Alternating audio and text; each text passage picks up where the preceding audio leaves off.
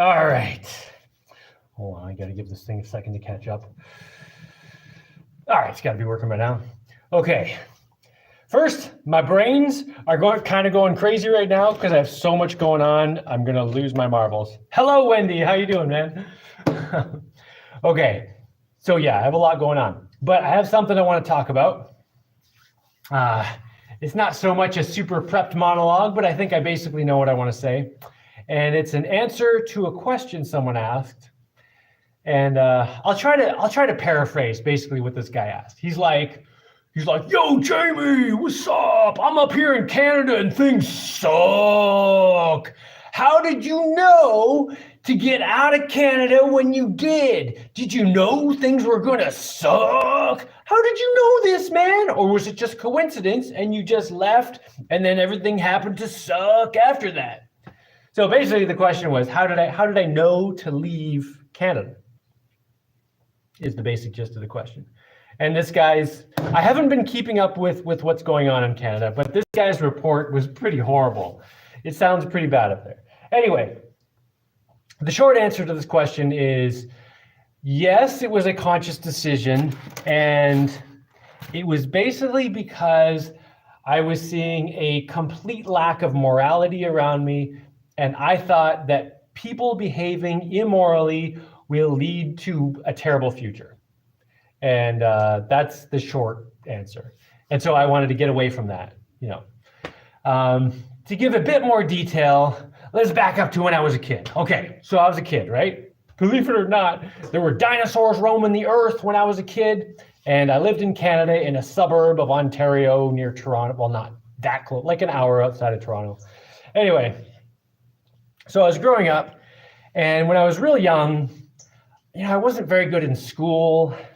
And I was put into a soccer league when I was a little too young for the league, and I was too young for the league. I was just I was just a loser, and I wasn't good at school and just having all these problems, right?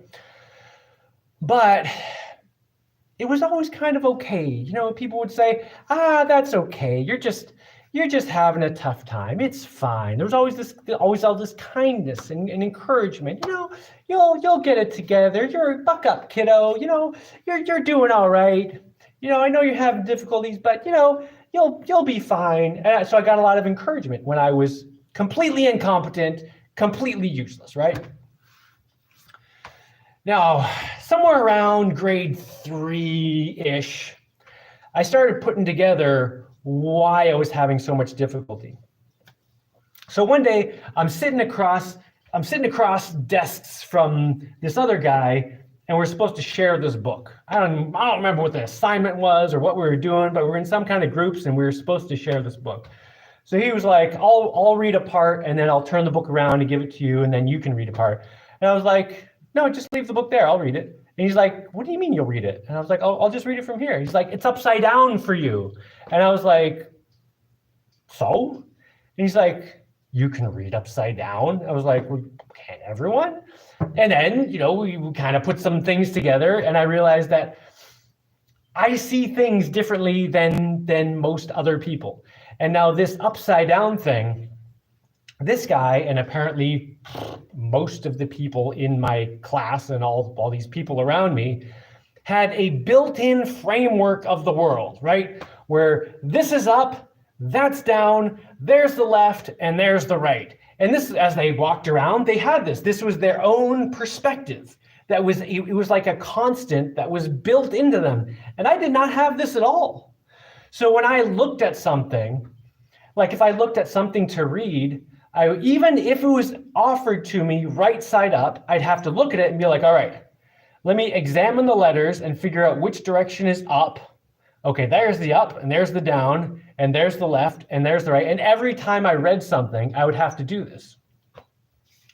And so this is just one example of a lot of things where it just seemed like everyone else was just getting it and I was just lost. Like I was like, how is that? Why does everyone else know what to do here? And I have no clue. It was basically this, like people had a bunch of built-in constants that they got in their brain when they were born that I was just missing, right? But around that time, I started realizing, oh, these aren't just detrimental to me, because I'm not just without a frame of reference. I'm actually able to define my frame of reference, which is actually a skill to have, right? So if you give me the book upside down, my frame of reference can be upside down. I can see the frame of reference from all the different objects in the room. And this is one of the reasons why I was slower to process things. It wasn't because I was slower or dumb. I was actually processing more information and figuring out more things. So as I started getting up into higher grades, 5, 6, 7, 8, these kind of brain abilities stopped being a detriment and started being beneficial, right? So I started doing a lot better in school. And at first, people would say, oh, this is amazing. You're finally starting to put things together, Jaimie. Oh, this is great.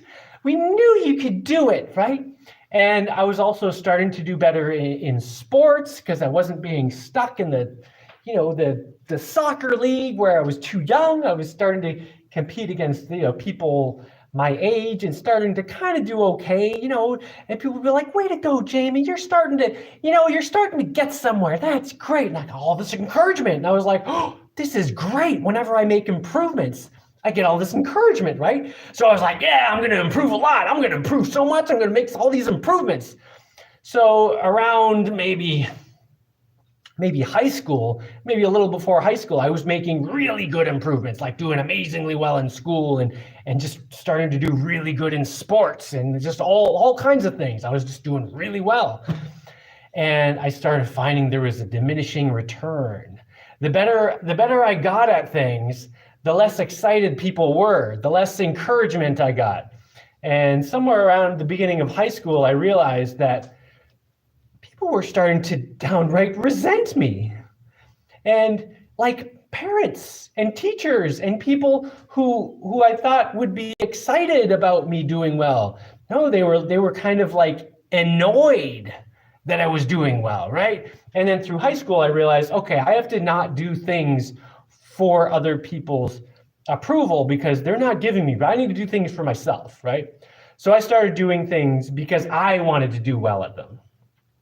And when I started doing that, I started doing really, really well at things, like winning the championship in sports and all A's and, there was this math contest thing and just like all kinds of things. Like I was doing really well in a lot of different things. And people would get more and more resentful. And all through high school, I was very, not antisocial, but kind of antisocial. And people would always say, Jaimie, you gotta be more social, But I was so antisocial because I got so much resentment from people and just, Anyway, by the end of high school, I'd gotten so much of both perspectives. Like where I was younger, I'd just been incompetent. And I got so much encouragement. And then I got to an extremely high level by the end of high school. And I just got tons of discouragement. Like, Jaimie, you gotta stop,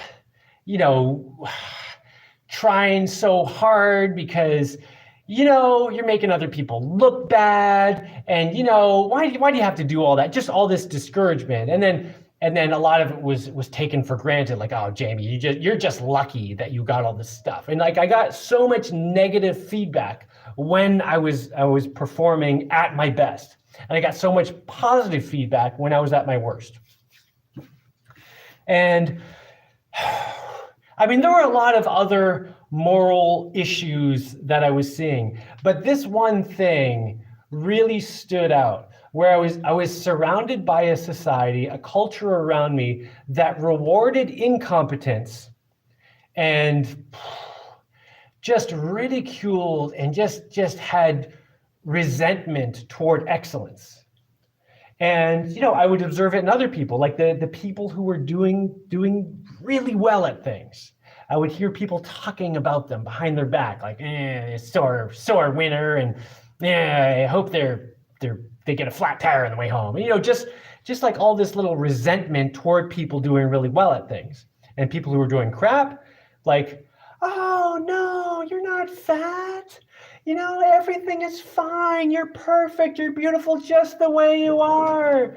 Just ignore the fact that you're going to get a heart attack when you're 30 years old. No, you're performing at a very low level. You're amazing. So I thought that when a society rewards incompetence and punishes excellence, you're going to end up with a lot of incompetence, right? And you're not going to end up with that much excellence. And that's what's happened. And then, fast forward a bunch of years and you get people voting for a guy named Justin to be the prime minister. And this guy, Justin, has no redeeming qualities. He's just a terrible human being, right? But in that society, oh no, we don't judge, everyone gets a participation ribbon, right? Oh, let's put him in there, and just destroys the country. And that's what happens when you don't have the morality. When you don't have good morality in a society, when you go through time, things just gradually get worse and worse and worse. And if you're constantly punishing excellence, it's like the quickest way to destroy a society. Like, you destroy all your excellence. You are destroying the excellence in your society. You reward incompetence, you end up with an incompetent society. And I'm talking about Canada right now, but Canada is definitely not the only place this is happening. But that's what the question was about, and that's where I had direct interaction, and from a very young age all the way through. But same things going on in the United States and a lot of other countries. Like excellence is being crapped on and incompetence is being rewarded. And all right, before I stop, I want to say one more thing about just like what morality is and why it's so important. Why it makes or breaks a society, or even just general success in anything. Morality is the thing that gets you to do the right thing when nobody's looking. So when you're all by yourself and there's something you could steal and no one's going to know, morality is the thing that keeps you from doing that wrong thing. Morality is the thing that gets your butt out of bed in the morning when you don't have to get up. You don't have to get up for some job or whatever, but morality is the thing that will say to you, you know what? I should do it anyway. I should get up, go for a little run, have a good breakfast. I'm going to feel better. I'm going to energize myself for the day. I'm going to be more pleasant to the people around me. I'm going to bring positive whatever out into the world. Whereas if I lay in bed for another 2 hours, I'm going to get up and feel like crap and be sluggish and just So I mean, like, all day there's all these little decisions. When you're operating under your own morality, your own internal morality, you'll make 1,000 correct decisions, like just little things here and there throughout the day. All these little things add up to make a big difference by the end of the day, and by the end of the week, and by the end of the year. I mean, things are totally different than if you go through those days without the morality, just getting away with what you can.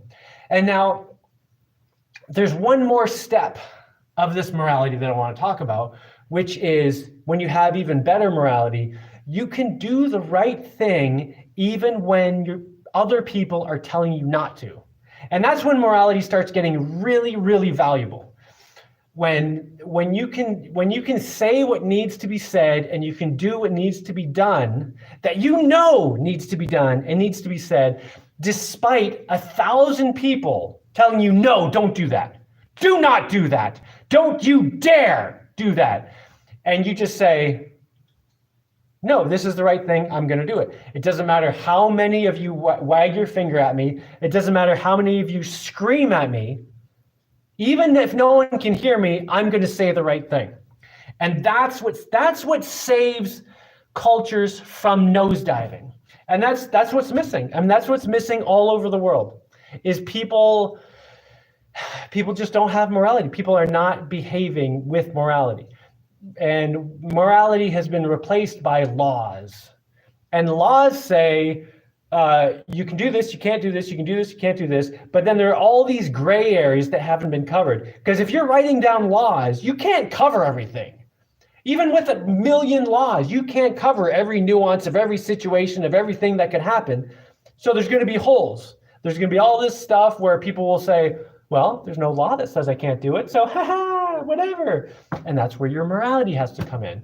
So, I'm always talking about morality over laws. Like, if people are not living with morality, it doesn't matter how many laws you have. There are not enough laws in the world to fix it, to fix people, to make them do the right thing. People have to live with an internal morality where they will do the right thing regardless of immediate punishment. And I say immediate punishment because there's always going to be long-term punishment, but people don't think about that when they're being immoral. When people are doing the right thing, they end up getting all these benefits through time. And when people are doing the wrong thing, they will pay for it in the future. But a lot of times, if they're doing things immorally enough, they're pushing off those consequences onto their children, because they're pushing them off far into the future, pushing them off into their children and their grandchildren. And then they're just like, well, I'm going to be fine for the rest of my life, so who cares? And those other people can deal with it. And that's how society goes downhill and gets destroyed. And I don't know all the details of what's going on in Canada right now, but it sounded pretty bad from what this guy was telling me. And I think that's about all I've got to say about that. That's not true. I could talk about this for another hour and a half, but let's see what's going on here. Oh, there was okay, one other thing I can talk about real quick. Someone else asked, oh yeah, he asked, how's it going with the ladies, Jaimie? Because I haven't mentioned girls in a while, and that's because I'm just busy doing stuff. I'm just too busy. Partly because, well, here's an example of how it's going. So I was talking with this girl I know recently. I don't think she watches this, so if she watches this, I'm not saying her name or anything. I'm pretty sure she doesn't watch this. But anyway, I'm talking with her, and I know she likes me. And so she's like, I want to have a relationship with you, a committed monogamous relationship with you. Like, can we just do that? And I'm like, well, for me to commit to you and just you, like, you really have to bring a lot to the table. Like, you have to bring a lot of value. Like, you have to be equal to me in a lot of ways. Like, you have to really like bring some good stuff, or else I'm just trapped, right? And so she's like, okay, well, I mean, I bring all this stuff, and she starts listing a bunch of kind of like vague things, like I'm supportive, I'm fun, I'm blah, blah, a bunch of different things. And they were all kind of vague, like nothing specific. But the last one was, I remember this one because I responded to it. The last one was, I'm not like everyone, I'm not like all those other girls who just do whatever. No, I'm accountable. I hold myself accountable, like I'm responsible. I hold myself accountable. So I just responded, well, you've been trying to get in shape for years, and you haven't really made any progress on that. And that makes it seem like you're not holding yourself accountable. You're not making yourself get results. That's kind of the opposite of what you're saying. And her response was, now in her defense, the first thing she said was, no, I see your point. I see what you're saying. But then she quickly slid into, yeah, but you just want me to be thin. But not everyone wants that. Some people like me just the way I am. Like totally sidestepped the point. Because I didn't say anything about how attractive she was, if I wanted her to be thinner or not thinner or whatever. That was not in the conversation at all. What I was talking about was being accountable to her own judgment of herself in terms of a goal that she decided she wanted to do for herself, and she hadn't accomplished it. And it's just like that's the kind of thing I run into like all the time. It's like I don't want to be with someone like that. Not that I'm still friends with this girl and I can talk with her and everything, but yeah, it's like people today are not striving for that excellence. Or some people are, but not enough. Like, it's not become normal. And when people fail to achieve their own goals, they'll come up with excuses and reasons and just like kind of deflect what's going on. And then, she kind of like tried to dump it on me, like it's my fault for wanting her to be thinner, which was completely a separate subject, totally different thing, right? So that's, I mean, yeah, that's kind of how that's going. All right, let's see what's going on in comments here. Wendy, hope you're still here. How's it going? B, what's up? Fair H, Tony Simmons, what's up? I just said what's up, I think. Mr. Landfill, how's it going? Mr. Landfill, excellent that you're here. I appreciate your moderating services very much. As a matter of fact, we may have to jettison some people today. Actually, probably not. Hopefully not. Wendy says, thanks for going live before the USA football playoffs between San Francisco and Detroit. Okay, you want to know how much I keep track of US football? When I hear San Francisco, that's the 49ers, right? I think of Joe Montana. He was a quarterback, like 30 years ago? Yeah, I don't know anything. Probably was fine till you left. Oh, you're talking about Canada? Oh, okay. Junkyard Josh says, Canadian here. We have an extreme housing shortage, and they keep bringing in more immigrants than houses being built. Well, that's not very smart. Yeah.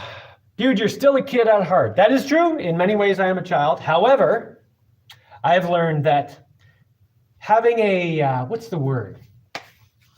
Having a childlike aura and just being fun and exuberant and stuff,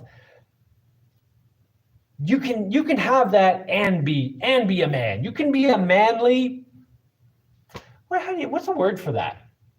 Being an adult is all about taking responsibility. As long as you're doing that, you can joke around all you want, as long as you're taking care of the important stuff first. Oh, dude, you're still a kid, are you? Canada rent prices are effed. USA is two though. Oh, you got to work on your commas and your periods.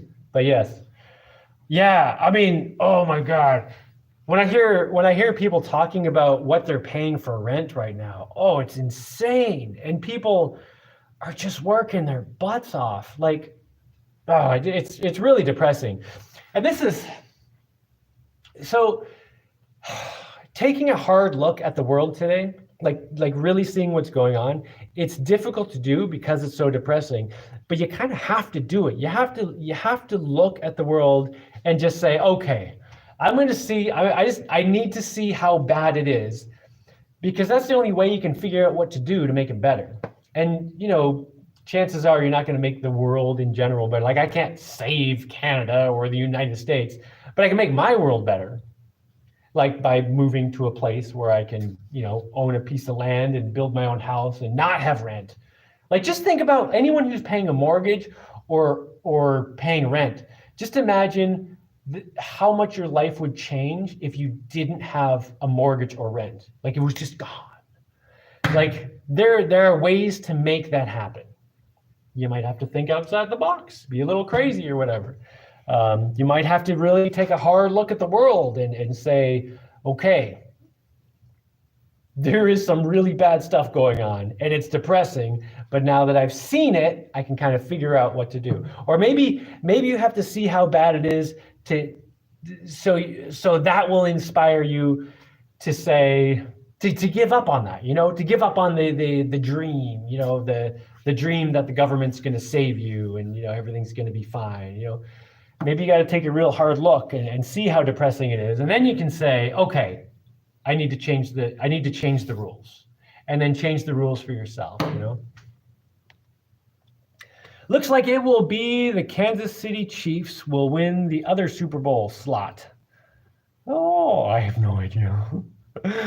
Oh, football is the one with yeah, that one, right?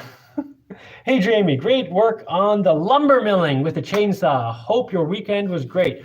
My weekend was pretty good. Not bad. I'm getting into, okay, I have a 3D printer now, right? And the thing is freaking amazing. I'm so impressed. The only problem is, well, I started making a robot, right? Like one that I made years ago. I was like, let me just print out these parts and, you know, put it together, get one working, to just kind of warm up and get into it. But as I was doing it, I was like, ooh, I want to start working on this, and then I want to do that, and I want to, there's all this stuff I want to make. And so, yeah, my brains are going a little bit crazy with all the things I want to make. There's a whole bunch of Lego stuff I've been working on. One of my daughters is like, we need more train tracks. So I'm like, yo, let's find some train tracks. And I couldn't find any good train track files online, so I drew them myself. I'll put those up on my Thingiverse thing. And then I was like, I want to make some wind-up Lego toys. So I was looking on the internet, couldn't find, I mean, I found some kind of okay wind-up toy stuff, but not really like good performance. So I was like, I'm gonna figure that out myself. You want to see what I made? Hold on, give me a second, I'll go get it.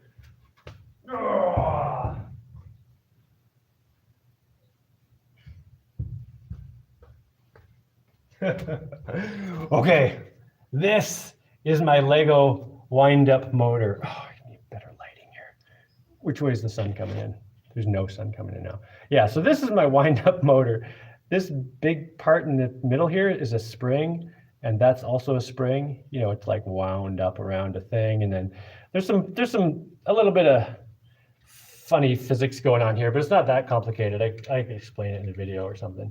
But anyway, this thing goes like way further with way more strength than anything else I've seen, you know, online stuff. Anyway, I'll share all the files for this stuff when I get all the details worked out and stuff. But yeah, oh, there's so much stuff I could make. But I have to keep on task of dragging wood out of the jungle, which I didn't do any of it all weekend because I was just doing other stuff, and then it rained a bunch and blah blah blah, and the tide needs to be right so I can get my boat in there and still get out with all the wood on it because the wood weighs the boat down. And yeah. Oh, and I was thinking about, okay, so I started getting wood for my second floor. Oh yeah, here's one of the boards right here. That board is probably a lot bigger than it looks on camera. Yeah, it's over 2 inches thick, and I don't know.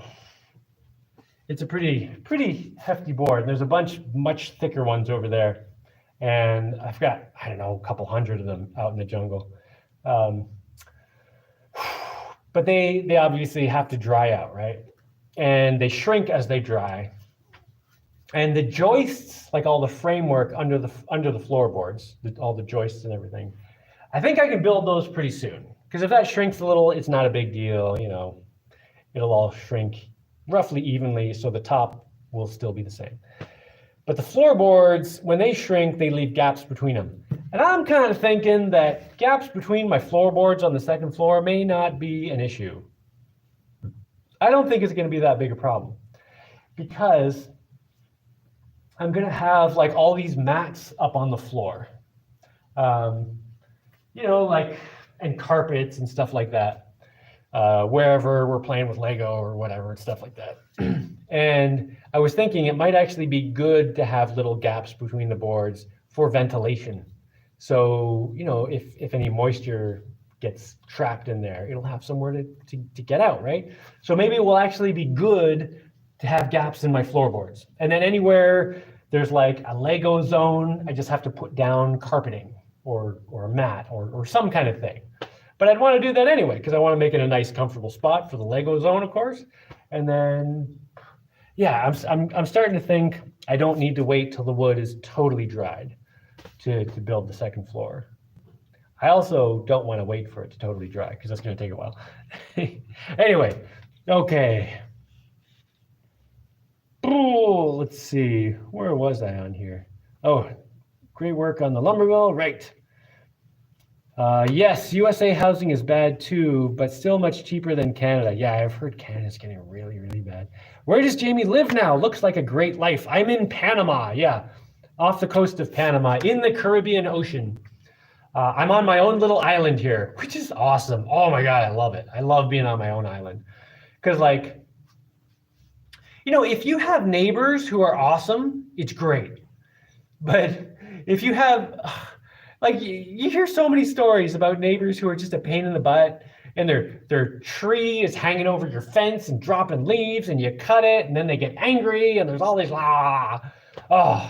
between me and my nearest neighbor, there's like a quarter mile of ocean or something like that, maybe more, half a mile of ocean. Yeah, it's really nice having that border, and just the privacy is excellent. Upside down reading, how you read your dad's paper at the breakfast table. I never thought it was that strange that I could. Yeah, I didn't, as far as I knew, everyone could read upside down just as easily as right side up. Like if you hold something up upside down and I'm reading it through a mirror, I can read it just as easily if I'm reading it right side up, right? That also has to do with the ability to like take an object in my head. This one is a spoon, compliments of Neo, and I can put this in my head, and then I can spin it around and look at it from different angles, right? And look at it all over. Apparently, a lot of people can't do that. And then even more than that, I can take something like this in my head, I can explode it in my head, I can dismantle it and see all the parts, take them all apart, put them all together. I can see how it works. I can take a spring out, put a different spring in. I can switch motors around. Like I can, it's like a whole rapid prototyping thing in like lab inside my head that apparently a lot of people don't have. But I think a lot of the reason I had difficulty when I was younger was because I have a complicated operating system, and it took me a while to figure it out, but it ended up being really, really beneficial as I grew up. Oh, so Wendy, you totally read upside down too. Greetings from Maine. I am dyslexic, I think. So when I was a kid, they thought I was dyslexic for a while, but they did tests and were like, this guy's not.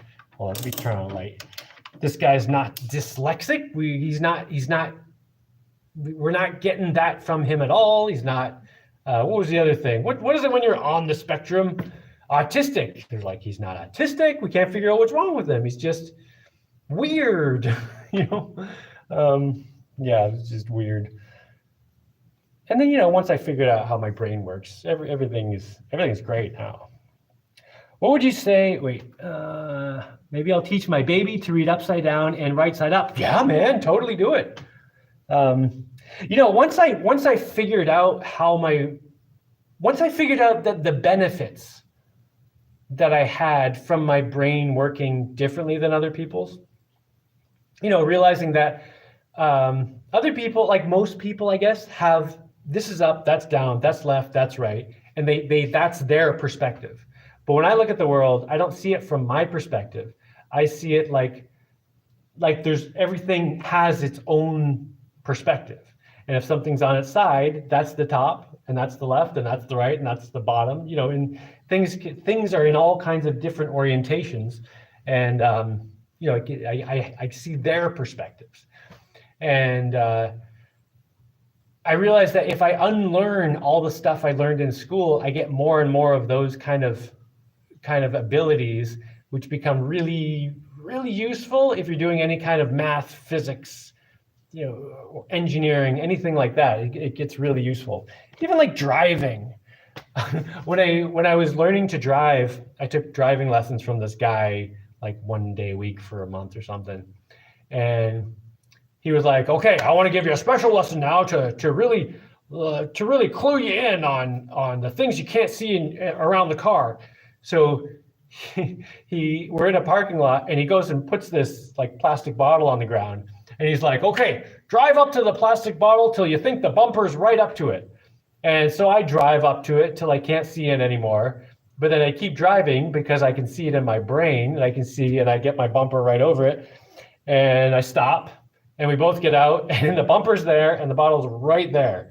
And he's like, oh, well, most people stop well before it. And then I make this whole lesson about how there's a blind spot there, but never mind. It's kind of funny. Anyway,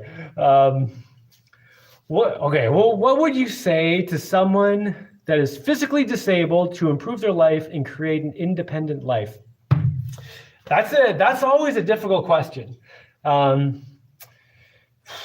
I mean, it depends on what your disability is, but whatever it is, like the way I think about it is wherever you are right now, just try to make some kind of improvement, you know? Yeah, it's hard to say any kind of specifics, but yeah, always try to improve yourself. And it doesn't matter where you are right now. You could be 600 pounds sitting on the couch. And it's like, okay, maybe you made some terrible decisions for the last 40 years, and now this is where you are. Okay, you can't do anything about the past, but you can do something right now. And maybe all you can do is stand up and sit down once an hour, and that's exhausting for you, but do it. And that's, just do whatever you can do. Maybe you have 2 broken legs that are never going to heal. Well, see if you can figure out how to get around somehow, just whatever your disability is. Okay, this is kind of the way I think about it. I'm a pretty athletic person, right? So usually when people look at me, they say, oh, you're a very abled person. But to me, I'm just what I am, and better than me is what I should strive for, and worse than me is what I should try not to become. And I can very easily think of things that are way better than me. Like if I go to the zoo and watch monkeys like fly up a tree and zoom around and swing around, I'm like, oh, I'm disabled compared to that. So that's what I need to strive for. So like wherever you are, like whatever your fitness level is or your health or disabilities, you're at a certain point right now. Strive for better, try not to become worse. Do whatever you can to achieve that. And don't do drugs or anything. Don't take any shortcuts, because that stuff, I don't know. I mean, there are certain circumstances where you need to, but if you can at all, just stay away from any of the shortcuts. And do the best you can, and the results take care of themselves. And at some point, of course, you're going to get old enough that you're going to be declining, no matter what you do. But still strive. Do everything you can. Do your best. There's one of these cheesy quotes that comes to mind, which is shoot for the moon. If you miss, you'll still land among the stars, right?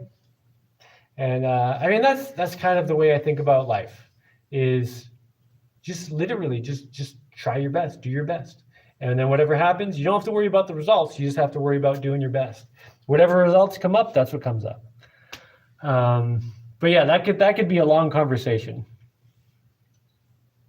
Let's see, what would you say to someone that is physically disabled to improve their life and create an independent life?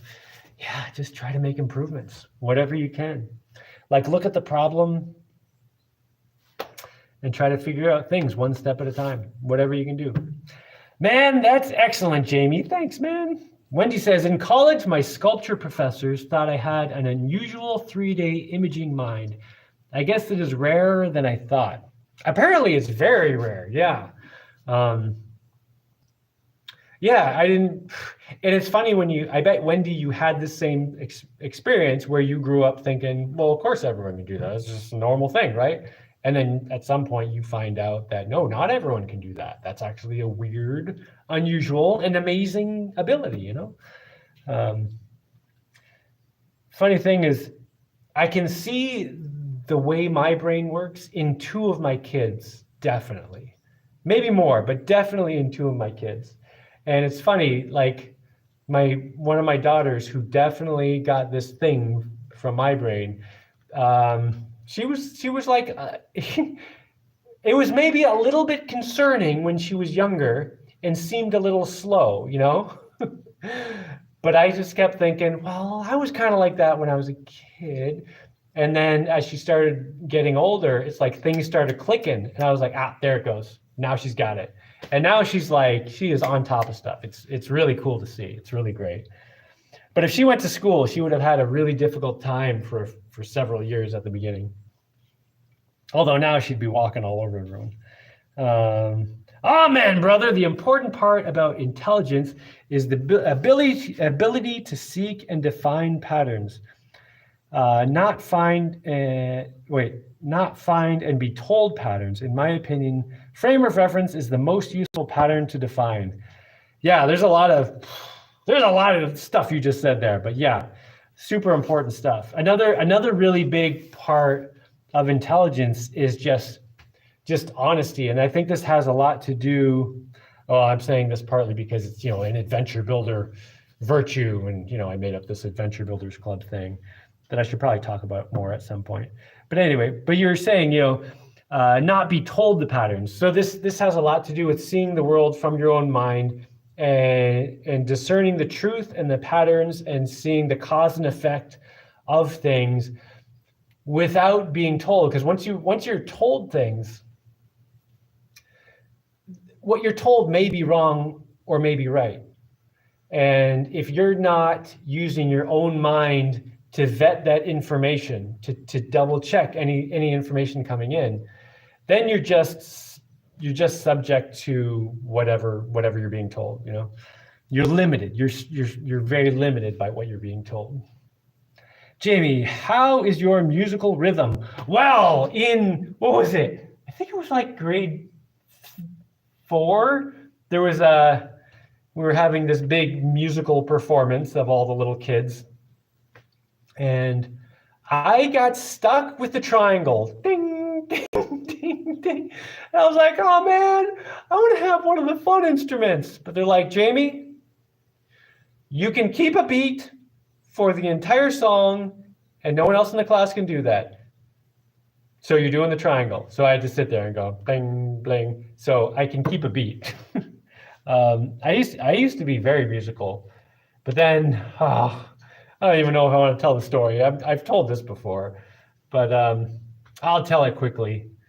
So when I was a kid, my mom was a music teacher. She's very into music and all that stuff, right?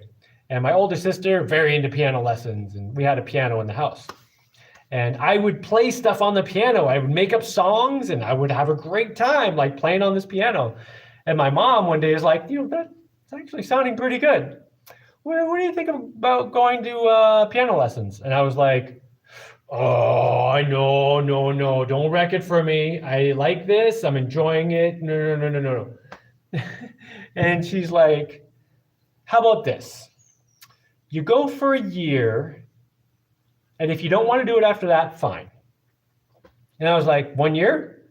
And she's like, yes. And I was like, in 1 year of lessons, I can learn how to read and write music. Then my little songs I'm making, I could actually write them down. Ooh, okay, let's do it, deal. So I did piano lessons for a year. Went great. At the end of the year, I was like, okay, I'm done. I want to go back to playing my thing, and I want to play around and have fun with it. And she said, no, you're still going. Oh, right there. I was forced to go to piano lessons against my will for several years until I just got big enough to physically refuse to go. Like it was a fight. My mom physically tried to drag me, and I had to be big enough that I could resist this. So that kind of killed the whole musical thing for me for a long time. And I like music. Yeah, I don't know. I kind of want to get into music again, but it's like now there's this barrier because of that thing that happened,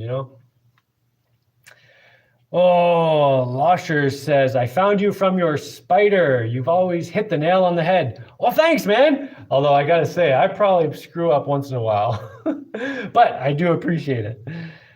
Canada praises everyone for excellence. They move to the USA. Oh, like Canada praises anyone for excellence. They move to the USA. California has the most talented waiters on the planet. Oh God. Oh yeah. I hear everyone's leaving California too. I do wish guys like you didn't leave to help us fix it.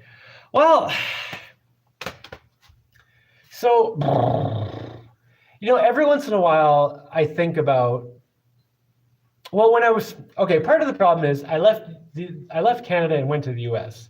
And when I was in the US, I wasn't a citizen there, so there wasn't, I had limited rights and whatever. So I was like, I'm definitely not going to fix this place. But every once in a while, I think, what if I went back in Canada and got political? But I mean, at this point, that would be a pretty far-fetched thing. But I do think, oh yeah, this is a whole other can of worms. That's not going to happen anyway. So it's no point in getting into it. Knockers 88, you must be low quality. What? Oh no. Have we got someone who needs to be blocked? You blocked him, didn't you? Mr. Landfill, I'm going to presume that you blocked Knockers 88 and that was the correct thing to do, because there's a whole bunch of messages from that dude that have been deleted. And yeah.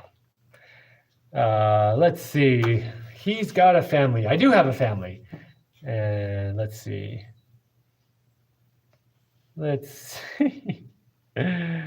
Jaimie's opening monologue. Frozen. Oh no, did my thing get frozen? Okay, sorry. I'm just trying to catch up with some of these comments here. I think they were responding to a guy who isn't here anymore. Okay, you never know. You're right about Canada, but I do wish men like you were still here, but I get it. Okay, that's, yeah. So the problem with, I guess by the time I kind of figured out enough stuff that I think I could have been maybe useful to maybe kind of help things in Canada. I'd been out of the country long enough that I didn't feel like Canada was my home anymore, And when I was growing up, I never really felt like I had a home there either. I kind of felt like I was always ostracized and put to the side, and I was just always an outsider, I don't know. Yeah, I don't know. I feel like a lot of our civilization today has so much momentum in the wrong direction that it's not going to stop. And I could spend the rest of my life just banging my head against it, possibly becoming assassinated or just getting nowhere, and then dying having done nothing, just getting run over by a bulldozer. I guess maybe that's the analogy I would use. I feel like trying to fix things right now would be like trying to stop a bulldozer with bare hands. That's a pretty dismal outlook, I know. But there's just so much momentum going the wrong way, and so many people are pushing the wrong direction. And I don't know. I guess I don't really have a good answer I don't have a good response for this.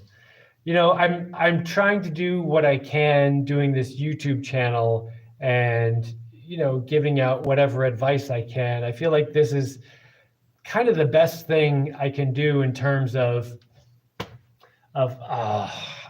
helping, I feel like if I tried to work in the system, I feel like I would just be swept away by the current. But I feel like,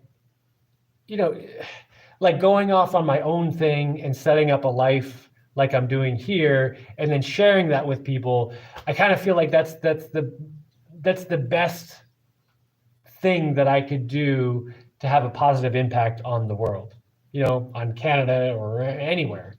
So that's what I'm doing. And it might not be the best thing I could do. Maybe there's something else I could do that's better. But I don't know.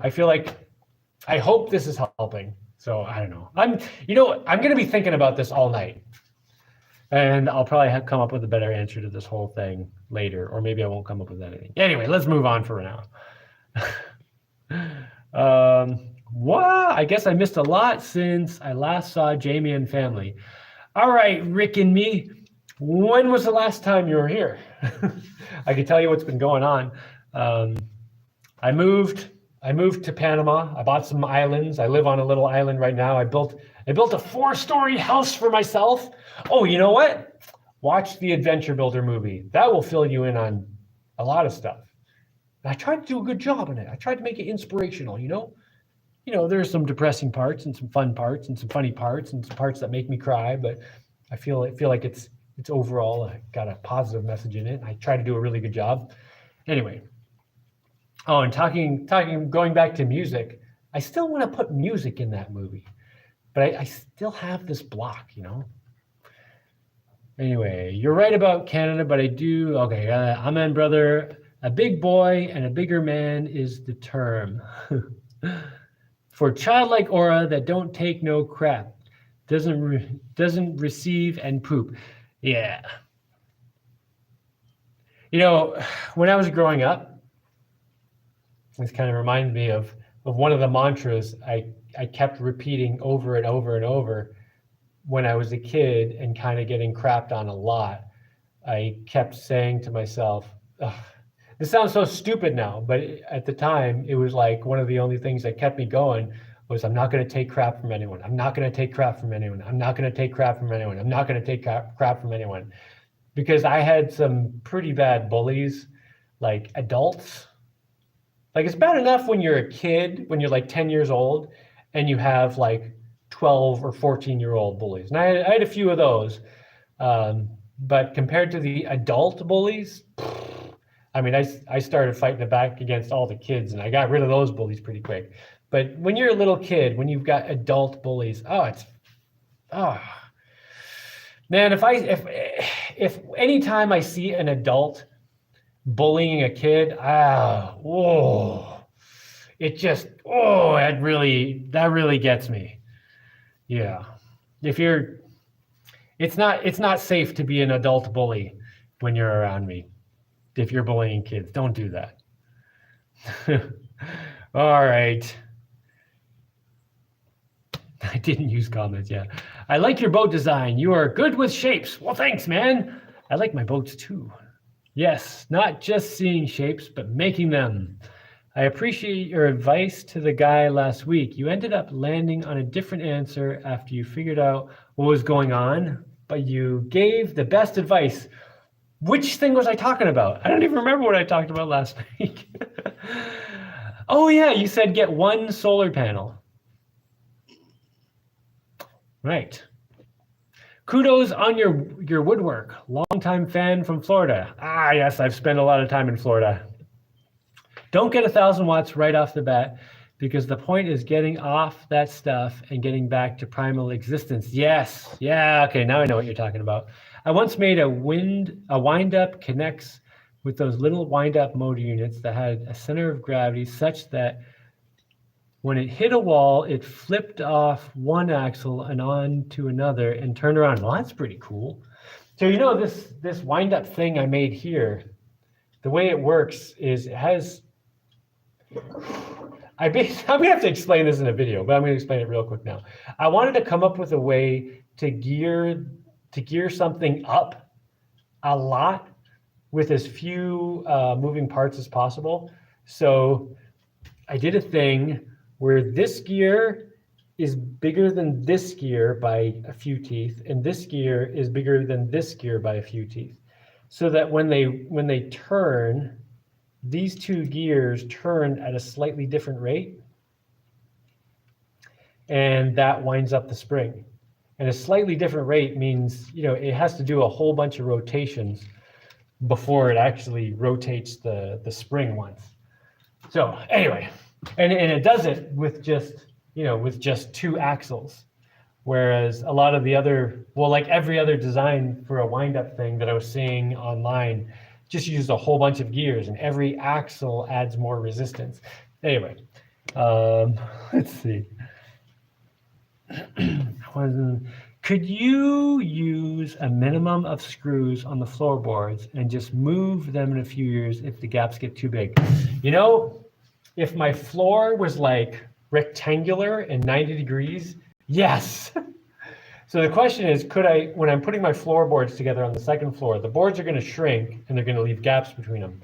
Could I just like kind of tack them down and then let them shrink all the way, and then like 6 months or a year later, or whatever, pull out like 1 nail out of each board, smack them together, then reattach them. The problem is, if this is my floor, if it was 90-degree angles, like if it was a square, then yeah, you can move the boards together, and up here they just slide across, right? But since I cannot build anything square, everything is round, my floor sections are trapezoid. So that means the way, well, at least the way I want to put the floorboards is this way, and the one end is like this and the other end is like that. So if I move the floorboards over, they'll fall through. They won't reach the ends. Or if I move them the other way, it'll be too fat. Which, maybe I could do it. I mean, I just kind of answered the question while explaining why I can't do it, which is a funny thing to do. So I could do it if I keep the board on the skinny end where it is, and then moved all the other boards over. I would just have to trim them so they can fit into the slightly smaller spot. So the answer is yes. Sorry, I said no, but damn it, the answer is yes. I could totally do that. Thank you for asking that question, because you just got me to figure out that, yes, I could do that. Yeah, I could totally do that. I think I'm going to do that. I think I'm going to totally do that. The other option is to put the boards the other direction, but then I still have the same problem at the ends. Dude, I think I'm going to do what I just said. Thank you, Wendy, for figuring that out for me. Good work. Hello, Lasher. What's going on? Okay. Let's uncancel that algorithm. The nerds are taking back over. Oh, so yeah, I don't get shown much on the YouTube algorithm apparently. And when I look at, it's so funny, like you click on one like Marvel video, it's like every other video on your feed is like, suddenly it's like Marvel video clips, blah, blah, blah, blah. Or if you click on any of those guys who just talk about, brand name this and brand name that and rich car this and money, money, money, buy, buy, buy. Those guys just get promoted like crazy. You click on one of their videos, suddenly it's like blah, blah, blah, blah, blah, blah. But you watch like 40 videos of some like off-grid weirdo or some inventor or someone who's just doing their own thing or like goes camping with their own equipment that they don't buy, they make or whatever. You watch like tons of those guys' videos and like they'll never show up. Like they just don't get promoted. It's annoying to know about that. It's a little depressing, but you got to be aware of that stuff so you can make adjustments yourself to, Anyway, the nerds are taking back over. Yeah. How about spelling? Okay. They thought I was dyslexic as well. David, yes. And did some tests and decided I was just retarded. I thought they were retarded. Now I have a bookshop. How's that for irony? That's hilarious. Oh, you think you're dyslexic? No, upon further investigation, we've determined you're not dyslexic, you're retarded. We've got some good news and some bad news. It's like, how about we start like deciding, are you a good person or are you a bad person? That would be a much better, much more important thing to look at. But no one ever looks at, there's no test for are you a good person or are you a bad person? I never got tested for that. That would be a much more valuable thing, I think, for a lot of people. Like I'm personally, much more concerned with, am I a good person or am I a bad person? You know, I have this IQ and I have those physical abilities and I have these whatever, but am I a good person? That's what I really care about. I want to be a good person. I don't care if I'm retarded or not. I want to be a good person, dang it. Hi from Canada, Jaimie. Wayne, how's it going, man? Got ad in high definition. Oh, got ADD. Oh, not ad. Got ADD in high definition. Excellent. Tuning in from White River Junction, Vermont. Glad I caught this earlier this time. Man, I used to live right near White River Junction. The White River is amazing to swim in, isn't it? Oh my God. That place is, I mean, don't swim in it right after it rains because all the farm runoff is just disgusting. But yeah, man, swimming in the White River, people sometimes ask me if I miss anything from North America when I moved here. Maybe that. I mean, I get to swim in the ocean every day, so it kind of cancels out. But swimming in the White River, whoa, that was pretty awesome. I do also have big rivers around here that I can drive a boat to. But anyway, Sean has a question. Ooh, okay, let me get ready. Oh. How's the campground going? I thought you, there's a typo here. Where you are harvesting wood. Oh, is that where you are harvesting wood? Yes. I cut wood right around where the campground is. And a couple of the trees, so I cut up 3 trees and they were like termite damage and stuff. But yeah, getting all that out of the way helped clear out some space. It's going pretty well. It's like I've got like a nice area there, and I'm starting to get an idea of what I want this campground to look like. So this, of course, may still change, but this is the first like really kind of concrete plan I've got for what I want it to look like. And I haven't even had time to draw a picture of it yet. But basically, I'm thinking, so I drew a picture of this dome before, right? This dome house that I want to build, like a dome cabin thing. And I was originally thinking I would just kind of, speckle them here and there, put them wherever. But now I'm kind of thinking I should put them in a circle. Not too close to each other. Like I don't want them touching or anything. I want them to have a fair amount of space between them. So maybe like 6 or 8 around in a circle. And then put a wall between them. And it would become like a castle. And then there'd be an inner courtyard, which would be like, the domes would have to have 2 doorways then. So if you come out one doorway, you come into the inner courtyard, which would be some kind of nicely manicured place to hang out, maybe some grass and some lemon trees or something. I don't know, something nice, some nice little place that's kind of protected by the houses and the walls so animals won't get in there and stuff. An easily controlled environment that we can make really nice. And then you go out the other door and you go out of, it faces out. So then, I don't know, I just think that would be really cool. So then if you want to hang out with people, like if you're at the camp and a bunch of people are camping, you want to hang out with people, you go through the door to the inner courtyard. And there's hangout zones and people can go out and socialize. But if you're like, yo man, I want to be by myself, you close that door and then maybe you hang out in your place, or you go out to the door that goes out into the, to the outer world. So that's what I'm thinking at the moment. Let's see. Oh, there's more to this question. Okay. Also, if someone was showing up in Panama to start on some raw land other than a solar boat, what would your top 5 tools be? Well, yeah, solar boat. You're not kidding on that. Man, I love those boats. Talk about cutting costs. Whew. Takes me longer to get everywhere, but like the cost of driving it is 0. Okay, what tools would I bring? Top 5 tools? Well, obviously just like a bunch of hand tools. And I don't know, can I count that as one? Just like a toolbox of like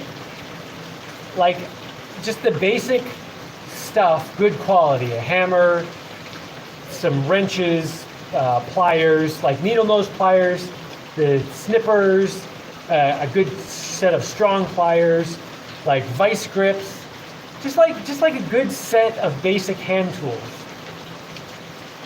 An axe. You can get machetes here all over the place, but like a really good axe, which you can get here too, I think. Of course, this also depends on what kind of person you are and what you want to do. A machete. Yeah,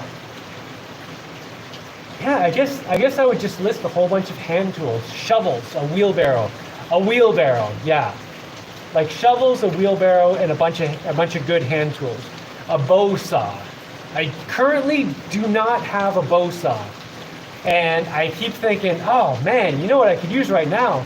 I could use a bow saw. I think that so often I need to order myself a bow saw or make one. I think I can make one here. I could definitely. Yeah, I have parts I can make a bow saw. Yeah. Yeah, a wheelbarrow and a whole bunch of hand tools. Of course, you know, power tools are also nice. But yeah, you always want to have the hand tools. Those are useful. Those are like, I don't know, to me that's like the most basic stuff you want before any power tools. But in terms of power tools, a drill, a decent drill, and you know, a circular saw. Other than that, you know, you can do a lot with those things. Let's see. Okay, I don't know if that was 5, but that's my basic gist. Just trial and you never know. Everyone has some sort of disability, so use your strengths. That's a good way to. That's kind of a good way to think about it. You know, everybody has some kind of disability, and obviously some people have way worse disabilities. Like, you know, it's always hard to give advice to someone who's like missing a leg. Because like I'm a runner, I love running and swimming, and I use my legs all the time. One thing, don't worry, I do not take my legs for granted, man. I use those things like crazy. But just imagining losing a leg, it's like, God, like what a, oh man, what a huge thing. But if that's the circumstance you have, like you just gotta deal with it, you know, whatever it is. And yeah, you know, everyone has ups and downs. Everyone has good luck and bad luck. Some people have more good luck, and some people have more bad luck. But whatever you have, you know, there's no point on dwelling on it and thinking, you know, if only life had given me something better to work with, you know, maybe things would be better. And I could definitely get sucked into that because, okay, well, the one that I sometimes get sucked into is I wish I had a more positive childhood, because I grew up with a lot of anger, and anger became my motivation for a long time. And even today, like, anger is the thing I always fall back on. I can always, like, if I'm getting tired, I can always find some way to make myself angry and then use that to generate determination and be, do it, right? But the times I'm motivated by love, oh my God, I can do like twice as much and not get as tired. Because when I'm motivating by anger, I tense up too much, and I can do things and I can keep going, and I can be strong and powerful and but when I'm feeling really happy and good about things, and I'm just feeling the love, I can be just as strong, even stronger, and I can do things more quickly, and everything flows better, and I don't get as tired. So it's really easy for me to think, if I just had a more positive childhood that was more loving, I would have more love to draw on as opposed to anger. But, you know, I have what I have. You know, life gave me that, and that's what I have to work with. And I do my best to bring love into my life. So in as many situations as I can motivate myself with love and do a great job and feel great about things. But if I don't have that at the time, I have to fall back to the anger and, you know, force it. Yeah, you know, life gives you what you get. And then you got to figure out what to do with it. Whatever disabilities or strengths you have, you got to figure out how to use those to do whatever you got to do in life, you know? And one of the hardest things to do in life is to figure out what you should be doing, like what to even work on. I could go on that forever. Pixelot, thank you for your life lessons. Whoa, you're very welcome for my life lessons. I'm glad you appreciate them. I appreciate your positive encouragement. It actually means a lot. Honesty is a pattern you found, brother, and a good one. Honesty is an important pattern. Okay, another question. Who's the Mexican? I think I know what this. Okay, who's the Mexican accent guy from your Adventure Builder movie? You're still in contact or seeing each other. Okay, so in the Adventure Builder movie, in my past, like I basically tried to keep everything as real as possible. Like sometimes I had to like take a few different events and kind of combine them into one, just because it would take too long, and it you know. But basically, it's basically what actually happened. You know, it's all true. And this friend I had is one of these examples where he isn't the Mexican accent guy in my movie isn't just one person. There is one person specifically that I think about with them, with that character, and he inspired it more than anyone else, but he's still only like 20% of that guy. It's like that friend and another guy friend, and then this girl who is actually Mexican. She's the only actual Mexican, but and then a few other people. But a lot of that character was also maybe I don't want to give a percentage. Maybe a third of that character was just my own conscience. So my own inner monologue that I had. So that Mexican accent character in my movie was all those conversations were real conversations that I had either with one of my friends or another. There are a few different friends that I had those conversations with, or a conversation I had with myself. That was a very distinct thing where I was making a decision. So yeah, he was kind of a mashup of a few different people. And one of my friends, after he saw the movie, was like, "That made me laugh so hard." It took me a minute to realize that a lot of that character was me. He threw me off with the crazy Mexican accent. But I don't think he was insulted. I don't think, anyway. Oh, classic dude Mike says, going through living hell here. Send good vibes. Thanks. Classic dude Mike, I don't know what you're going through right now, but whatever it is, I hope you just keep fighting, man. Don't give up. When I've been at the lowest points of my life, I just kept thinking, if I keep pushing, something's gonna break, something's gonna get out of the way, or something's gonna happen if I just keep pushing the right direction, and things are gonna get better. And so far, that's always been the case.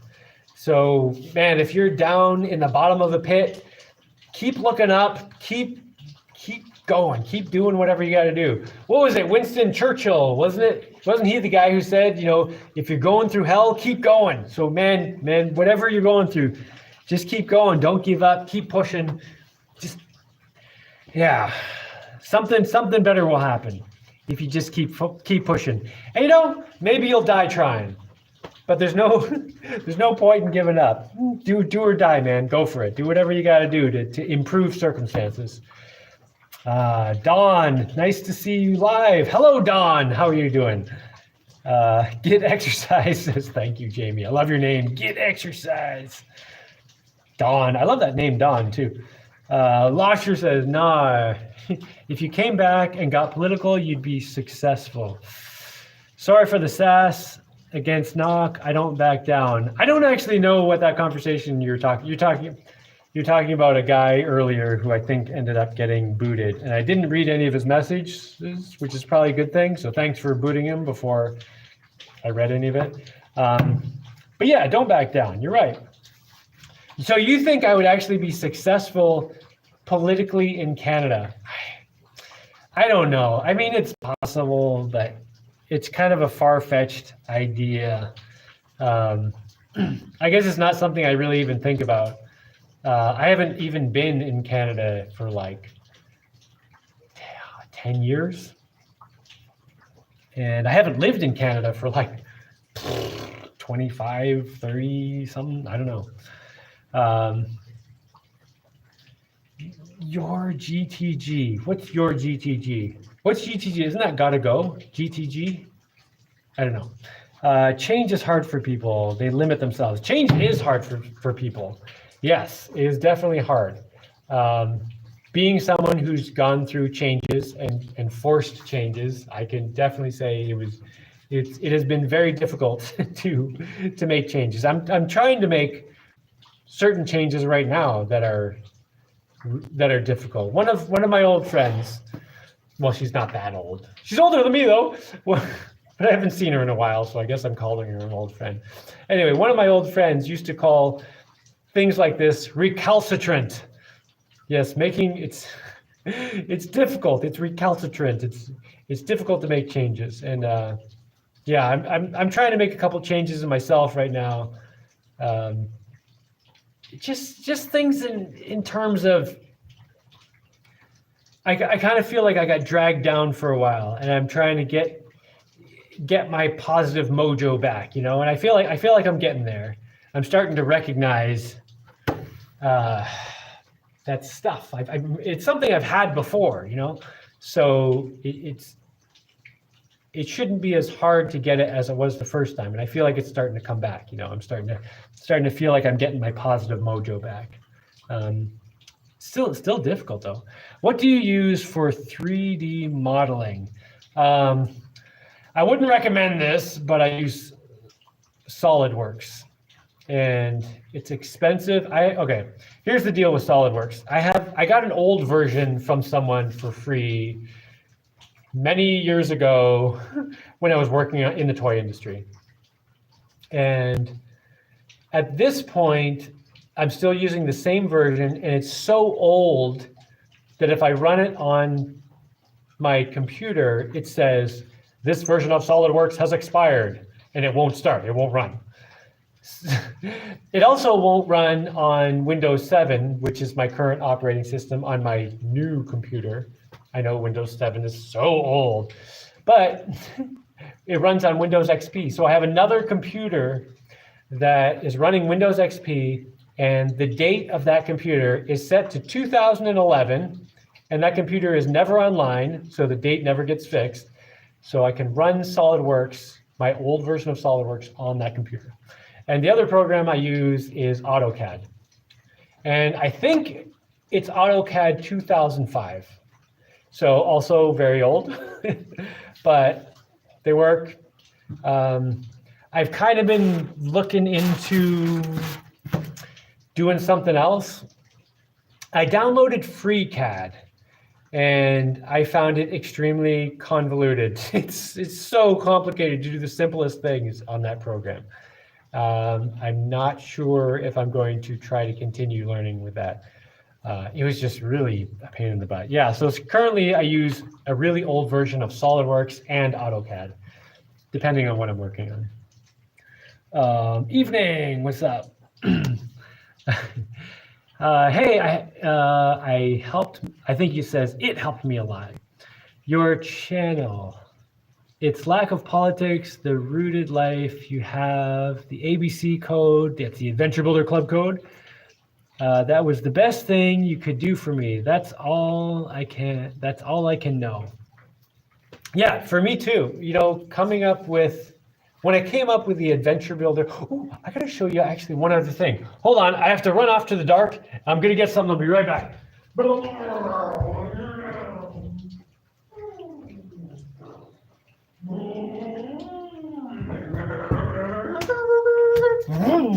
Okay. So yeah, coming up with the Adventure Builder Club philosophy was a huge thing for me.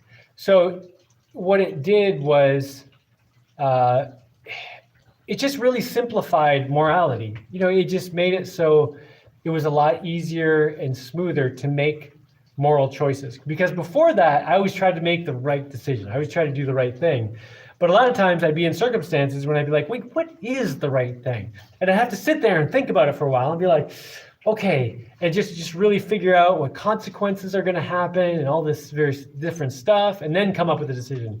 But once I really nailed it down, it was like, okay, here are 8 virtues, and if I follow those, that should cover everything. Then it made it so much simpler.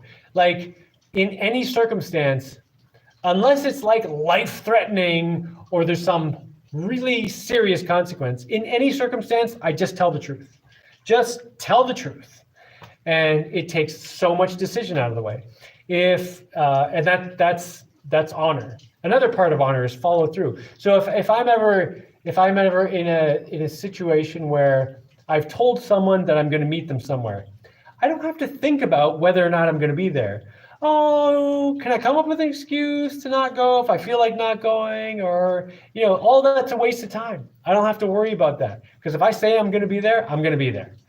Or, just like strength, like not being lazy. Every morning, if I wake up in the morning and I'm like, do I really want to do exercises in the morning? Why? I mean, it's not really that important. Important virtue, strength. Yes, just get up and do it. So I don't have to think about it. I don't have to sit there and just kind of like, what are the pros and cons? No, just do it. Follow your code. So it's really like streamlined a lot of my life. Okay, and here's something. I think I can get some good light here. Okay, I 3D printed this. Oh, come on, I want a little bit better light. This is pretty cool. I 3D printed this the other day, and I made one before, but this one is at the highest detail level on my 3D printer, and like the layers are so fine I can barely feel them. And I painted this one. So as you go around the symbols, check it out. Each virtue has its designated color in the Adventure Builder world. And I did these by, life is supposed to be white, so I just put a little tiny bit of black in the background just to make it grayish so the thing would stand out. Anyway, for each one of these, I had a piece of sheet metal. Well, I rummaged through my sheet metal until I found a piece with a hole that was the size of this circle here. So I held it over there and just used it as a little stencil and spray painted a circle over the symbol, right? And then I took the ring and rubbed it on sandpaper. So it rubbed the paint off the symbol itself, but it left the color in the background. Pretty nice, eh? Man, I think it came out really good. So what was I talking about there?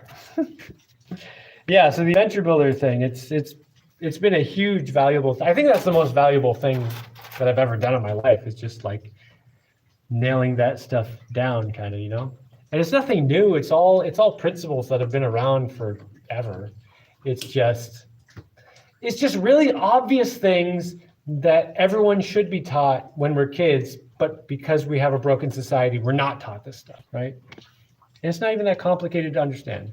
Anyway, get exercise, says, man, I love that. Get exercise. I do think you're doing it the right way. You've inspired me a lot. Please don't go into the political system in Canada. Well, sounds excellent. Yeah, I don't have any plans to change what I'm doing. For a lot of reasons. I mean, this whole living off grid thing, it wasn't something I did because I was like, I really want to live off grid because that'll be the most amazing thing ever. A lot of it had to do with just, I was in a society where I thought there were a lot of mistakes, and I didn't think it was reasonable to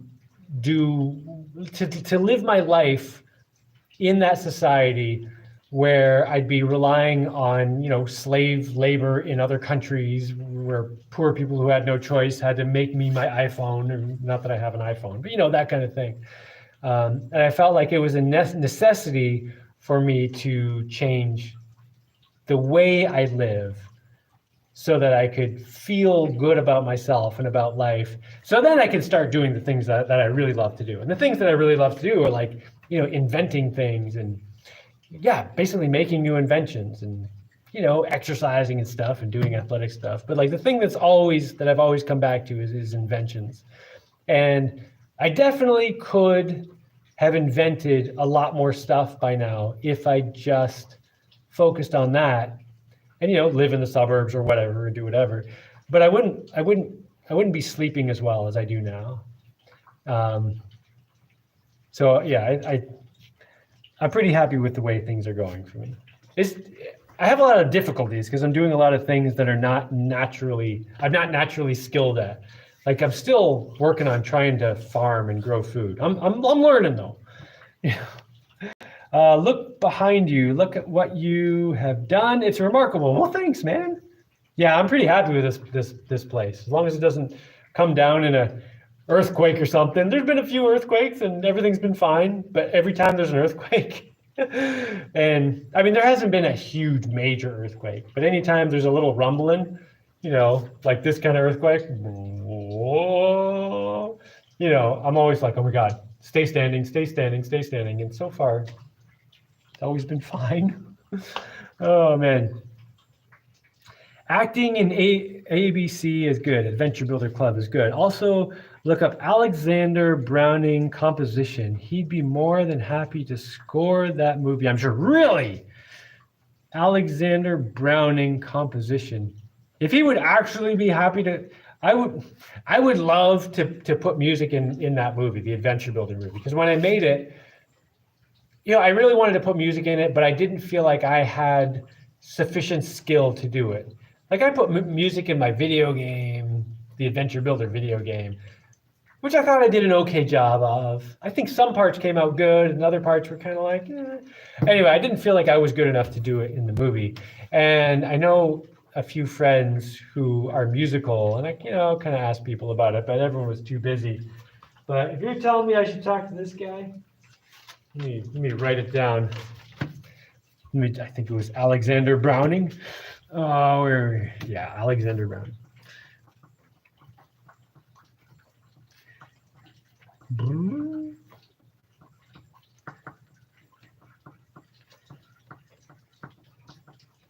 I'm writing as fast as I can. All right, I'm done. All right, I'm gonna look him up, see what's going on. Okay, Wendy says, on the floorboard, if you have to rescrew them, will the lengths be messed up because of the octagon sections? Man, I am so far behind on comments now. Oh, yeah. I guess I went through all that. Bev, is that Beverly? Oh, Beverly Crusher. Jaimie, have you heard they are opening up our national park for people to unalive themselves in a peaceful place? Well, that's kind of cool. What happens to families who come across a scene like that? Never mind MAID now, M-A-I-D. What's M-A-I-D? That's kind of funny. They're opening up national, well, just say kill yourself. I mean, I'm comfortable saying that. So they're opening up national parks. What national parks? Our national park for people to kill themselves. Huh. Yeah, I feel like if you're going to kill yourself, and I've definitely thought about it. Like if I was going to kill myself, I would want to do it in a way that am not going to be a problem for anyone. like take a little boat and just go out into the ocean.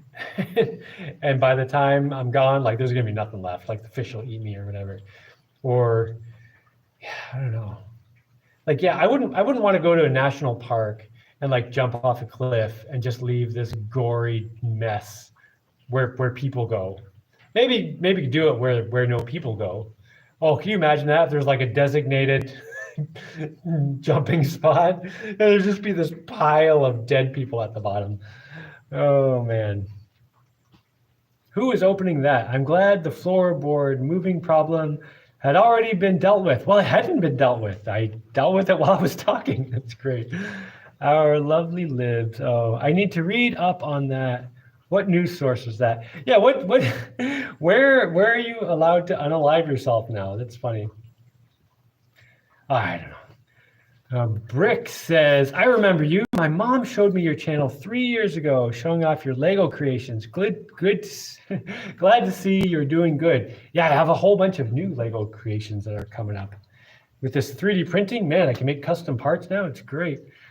Rebel News Media, or just Google it. So this is the national park where you can kill yourself. Personally, I think it should be completely legal to kill yourself. I don't think that's, not that I want people to kill themselves. I just think that's not a decision the government should be making. I don't think that's a legal matter. I guess that's what it is. Like, I don't think people's personal lives should be a legal matter. Like, whether or not you kill yourself, there shouldn't be any law regarding that. I also don't think there should be any laws about who you can and cannot marry. I might have my opinions on who can and can't get married, but I don't think there should be any law defining that. I think that's like one of the basic freedoms of life. You have to figure it out for yourself. And it doesn't matter if other people agree or disagree with you. Like you have to figure that out. Even if you come to the wrong decision, like it's your responsibility. And once your own life and the way you live isn't your responsibility, well, then you have a lot of problems that are worse. Yeah, you can't make those decisions for people. I don't think that's a good idea. But that's a separate issue. Also, the edited hidden messages to make you stay where you are or to buy a product. Yeah. Thanks. I bookmarked their site. Several TV shows and movies use the hidden messages, and we are just subject to see them. Oh, I mean, you watch TV or movies or anything, there's always an agenda. And if you're not paying attention, it can just sneak into your brain, but it's always important anytime you're watching something. And this is especially true for children. Like, my kids don't watch movies without me. If they're watching a movie, I'm there. Oh, sometimes I fall asleep. But like, generally speaking, if we watch a movie or if they're watching a TV show, we have movie night every week.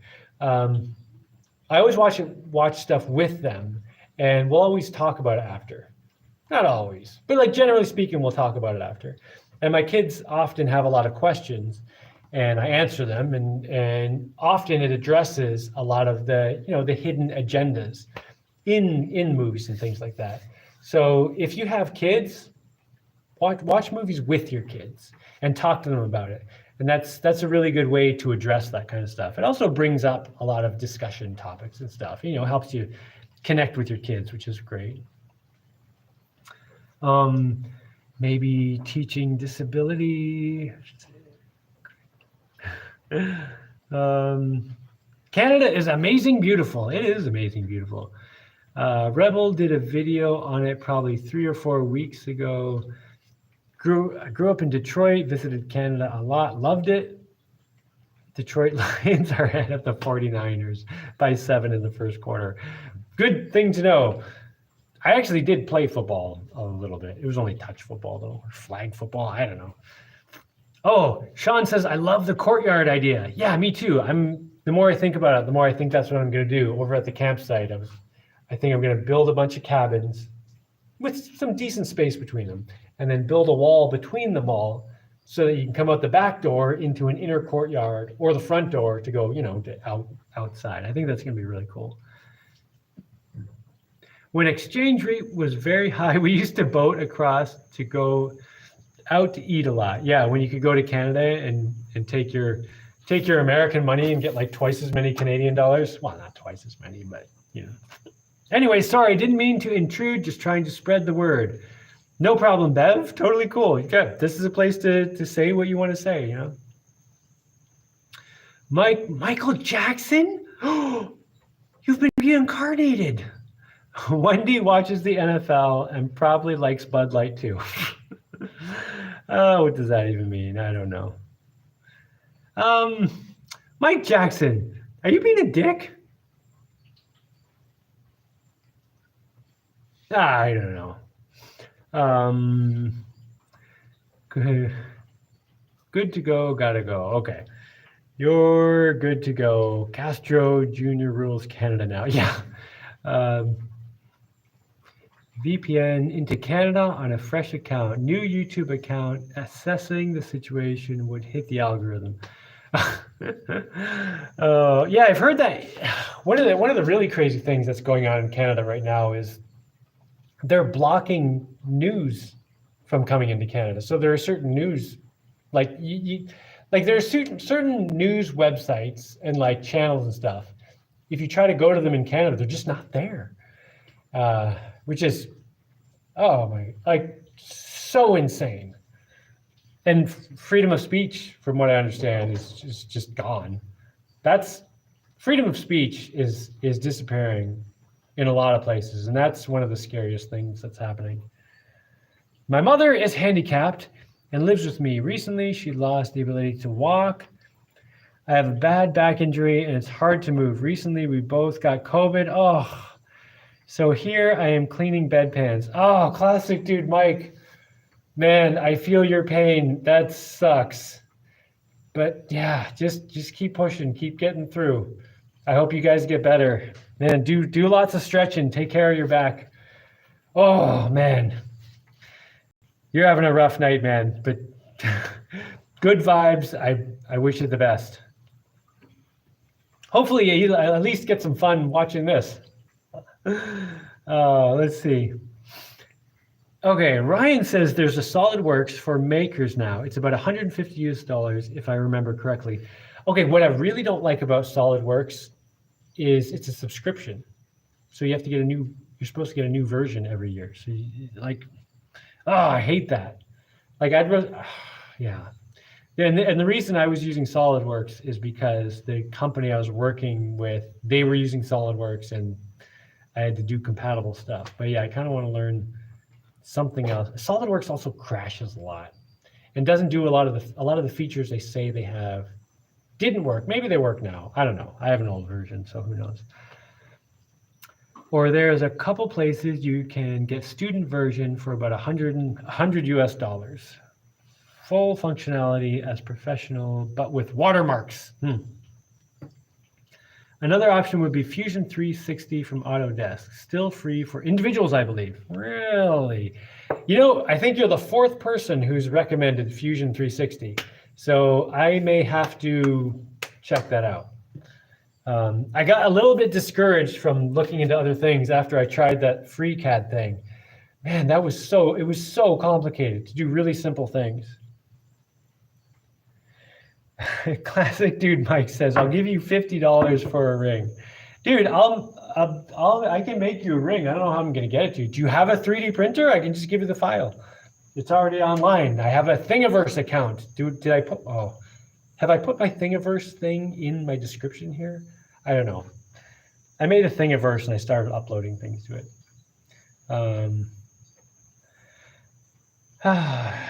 Hans says to classic dude Mike, my condolences, bro. Yeah, Mike's going through some problems.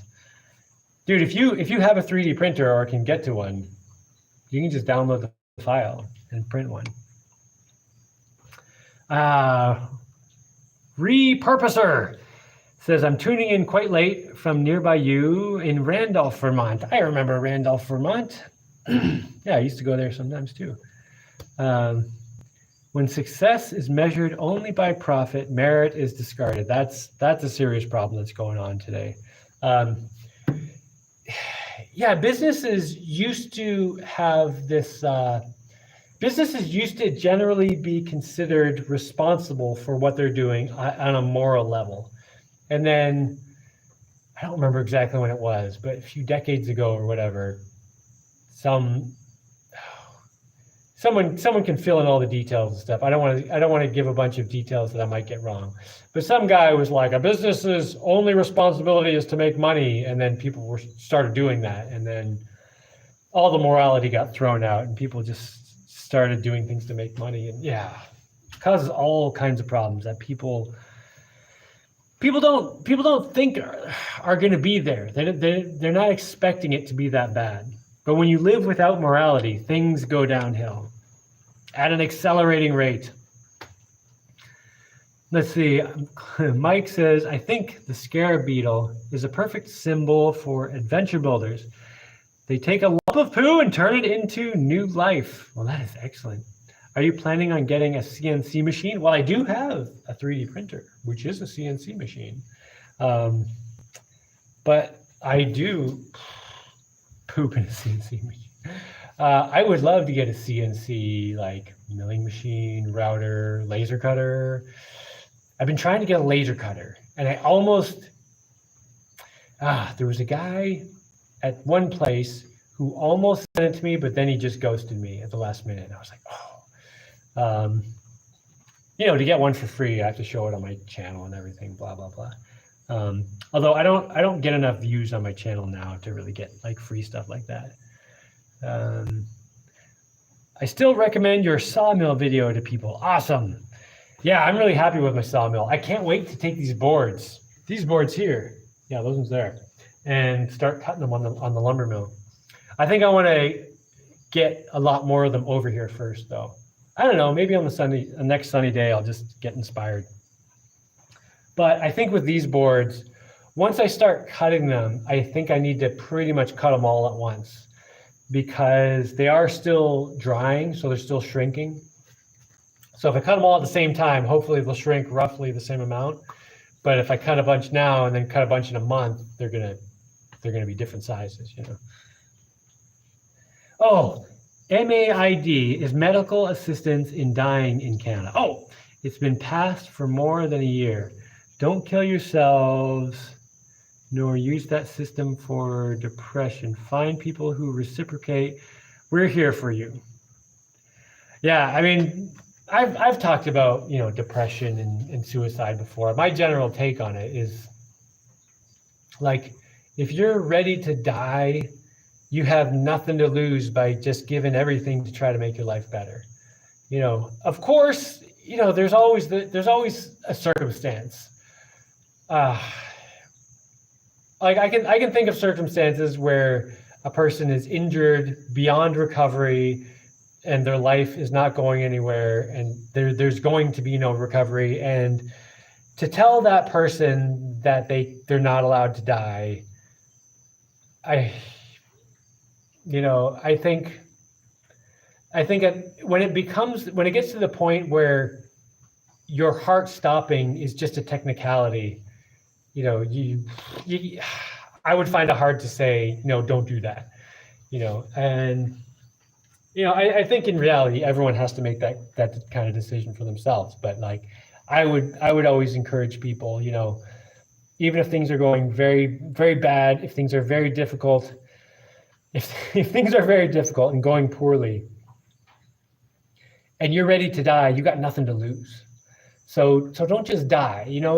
If you're gonna die one way or the other, like, take some chance. Give life a chance. Do something, take a risk that has a chance of making your life better.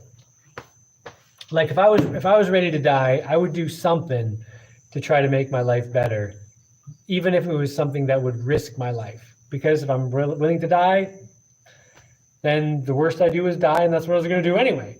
But if I can take some big risk, and maybe there's a possibility that I can turn things around, go for it. Give it a try.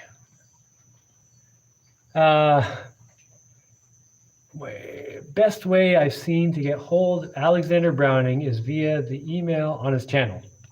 I'll give it a try. I wrote it down, right? Depression is causing me lack of sleep, so I'm trying to fix it. My mom passed, so it's perfectly normal. Yeah, man. Sleep. Yeah, when things get tough, sleep can get really, really hard. And full disclosure, my sleep over the last few years was deteriorating. It was getting harder and harder to sleep.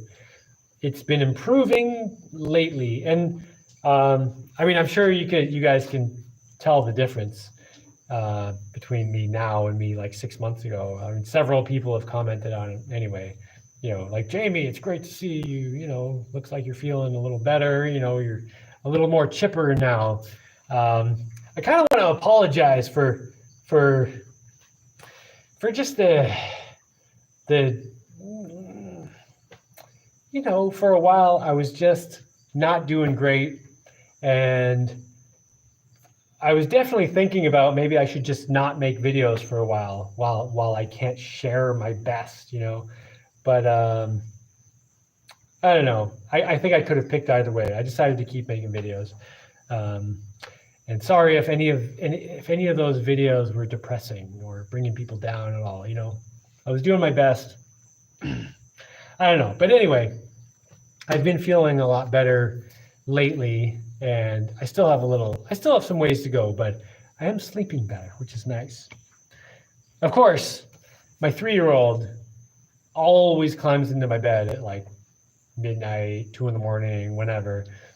And her version of sleep is sort of like, have you ever seen, those like big lawnmower looking things that they use on concrete after they make a concrete floor? There's this big lawnmower thing that guy goes out and it has this big propeller and it spins around and smooths out the concrete.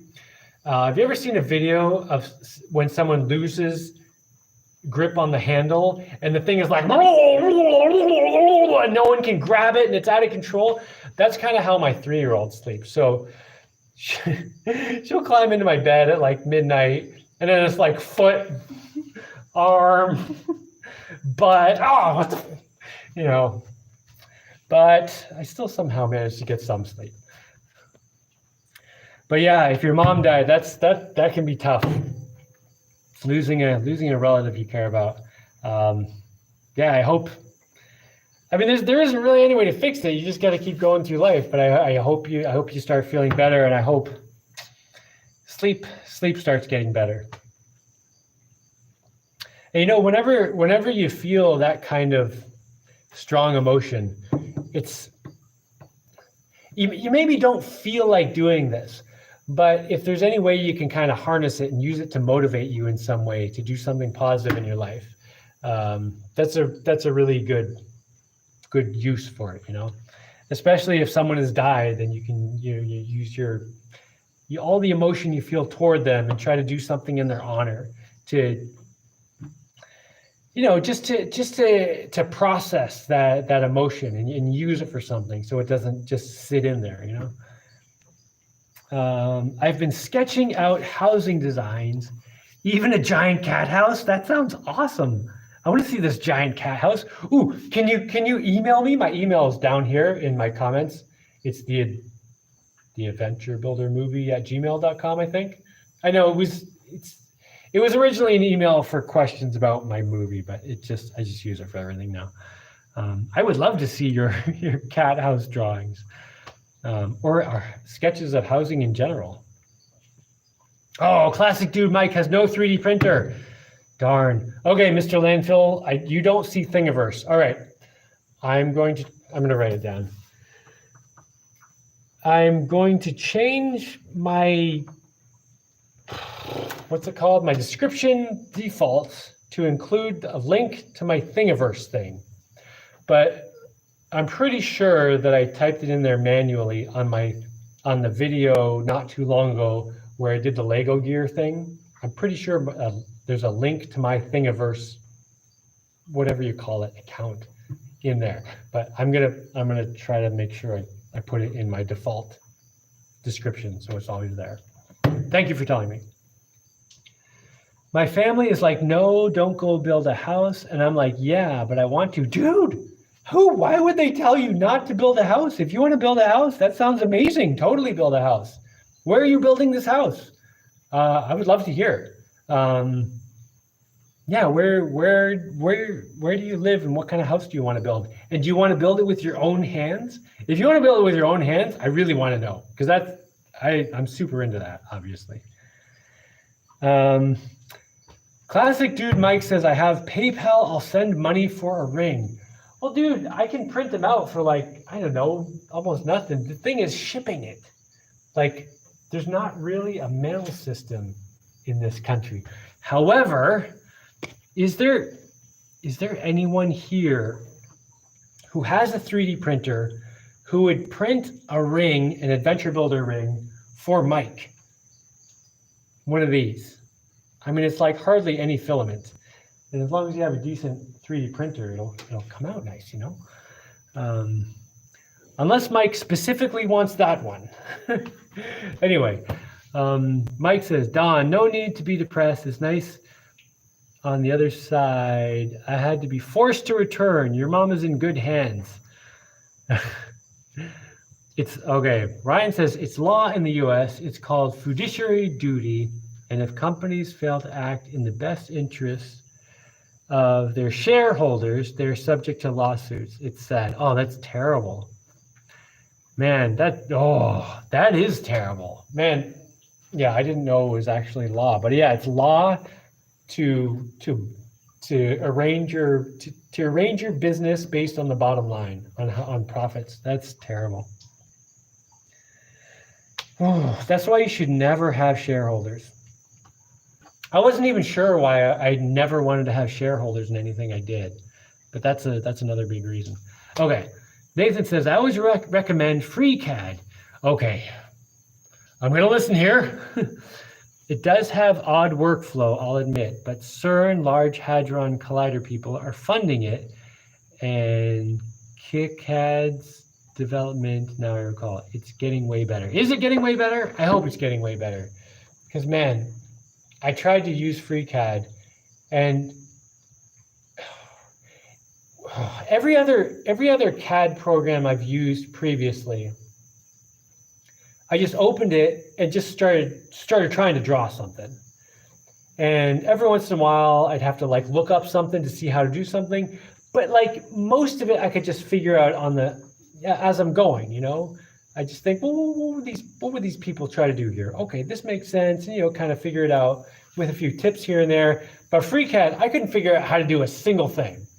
And like every step of the way is like, what are they doing here? And it's so complicated. But man, I don't know, maybe I'll give it another try. But right now I'm just working on my old CAD programs, and they're doing all right. So Wesley says CEOs have legal fiduciary duty to serve the shareholders, not the workers or customers. Because of this, they could be sued if they do something that is pro-social but costs the shareholders profits. That's totally insane. That's horrible. That law needs to be stricken from the record. Don says, thanks, Mike. I didn't want to feel like this. I'm still trying to dig myself out and go forward. I still work. I still do things. Yeah, Don, you keep doing your thing. Oh, Verity says, why don't you have a cat or dog? I feel like I don't want to have, I've actually said this before. I mean, it was like months ago, maybe. But I feel like I don't want to have a cat or a dog unless I have a significant other. Does that make any sense? I mean, that makes sense to me. Like, I don't want to have if I want to get a cat or a dog, I want to get a cat or a dog with my partner. And then we are both responsible for this cat or the dog. And I don't want to get an animal when it's just me, because when I'm by myself, I don't know that I would want to subject creatures to the way I live. I don't know if I'm putting that right, but I mean, that probably sounds a little more dramatic than it should. But like when my kids aren't here today and they're not going to be here tomorrow, I'm probably not going to eat all day until dinner time. And, you know, to say I live somewhat Spartan when I'm by myself would not be an exaggeration at all. And I wouldn't want an animal. I wouldn't want an animal to be relying on me when I'm in that kind of mode, you know. Yeah. I don't know. It's hard to explain, but I feel like I want to have a partner before I get a cat or a dog. Mike says, I'm doing red light LED therapy for my back and it's working. what is red light LED therapy? I don't know anything about this. Don says, I have a chance of recovery. My mom is missed. A chance of recovery. I hope you have a chance of recovery. I don't want to die. I just want to sleep 8 hours every day like normal again. Yeah, no kidding. Don, I hope you don't have any other problems. Because mourning the loss of your mother is enough to deal with, you know. Sir Charles. Hello, Sir Charles. Face. Huggersworth. Hi, Jaimie. Haven't watched you for years and years and years. Well, why the heck not, man? I'm just kidding. Until today, I reclaimed an old YouTube account and all my old subscriptions, blah, blah, blah. Nice to see you again. Well, nice to see you, Sir Charles. Mike says, celebrate the crossing over. Be happy the drag is on this side. Talking about death.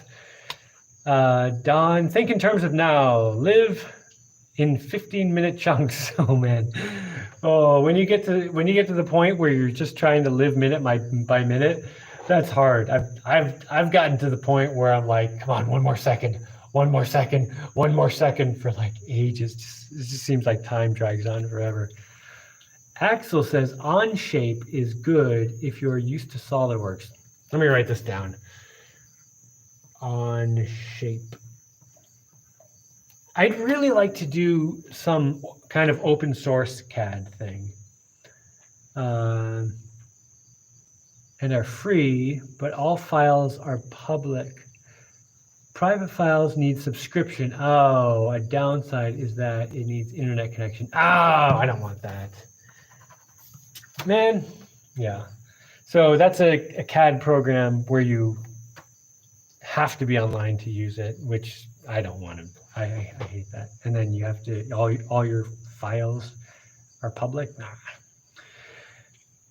Your videos were awesome and inspiring. Well, thank you, Don. That's great. That's very encouraging, and I appreciate the encouragement a lot. David says, I sleep like a baby. I wake up every hour crying. Oh, yeah. Nice way to look at it. Okay. You're such an inspiration, Jaimie. Well, thank you, Dirk Diggler. I love your movie. Oh, the Adventure Builder movie at gmail.com. That is my email address. Yes. Don, I could suggest weed. It helps if only a little. It gets you out of the feedback loop. Personally, I don't do any drugs, but I don't know. Other people find it useful. I don't know. Maybe I would find weed useful if I ever tried it, but I like to just do my own brain, you know. Don says I can email, but it won't be until like Monday. Totally fine. No pressure at all. Follow the link to check out Jaimie's thing, effective marketing. Very funny. I have to find a place for it. Yes, I was going to build it with my own hands. Don, do you need to move to Panama and build your own house? Are you an adventure builder? Do you need to move to an adventure builder community and get your own land and build your own house? Anyway. Dude, Mike, Jaimie, tonight's live stream has been special. Well, excellent. I'm almost at 2 hours. This is the longest one I've done in a while. Mike can upload the file to a print service. That is true. You can, yeah, if you wanted to get the ring, you could upload it to a print service. Dude, Mike, I ate the gummies and I don't wake up for like 3 days. Well, I have to work. Working on buying a 3D printer from a friend, but nothing right now. So on 3D printers, so I got a Soval SV06, and I am blown away by that thing. It is amazing. It's really good. $200, and yeah, it is really good. I'm really impressed with it. I haven't smoked anything in a year. I quit smoking after my mom passed. She smoked like a chimney. Third touchdown, Detroit. Yeah, I do that, but I don't want to get in the habit. Jaimie, do you dream a lot? I do dream a lot.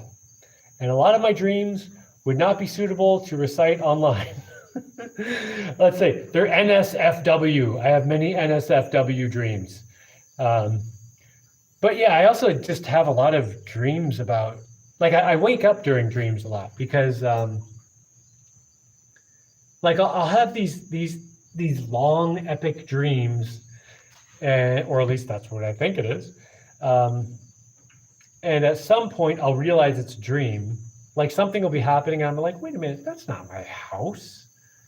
My house is different. Oh, I'm in a dream. Or I'll be like, okay, one dream I used to get a lot was I'd be in Canada and doing stuff, having a dream, whatever.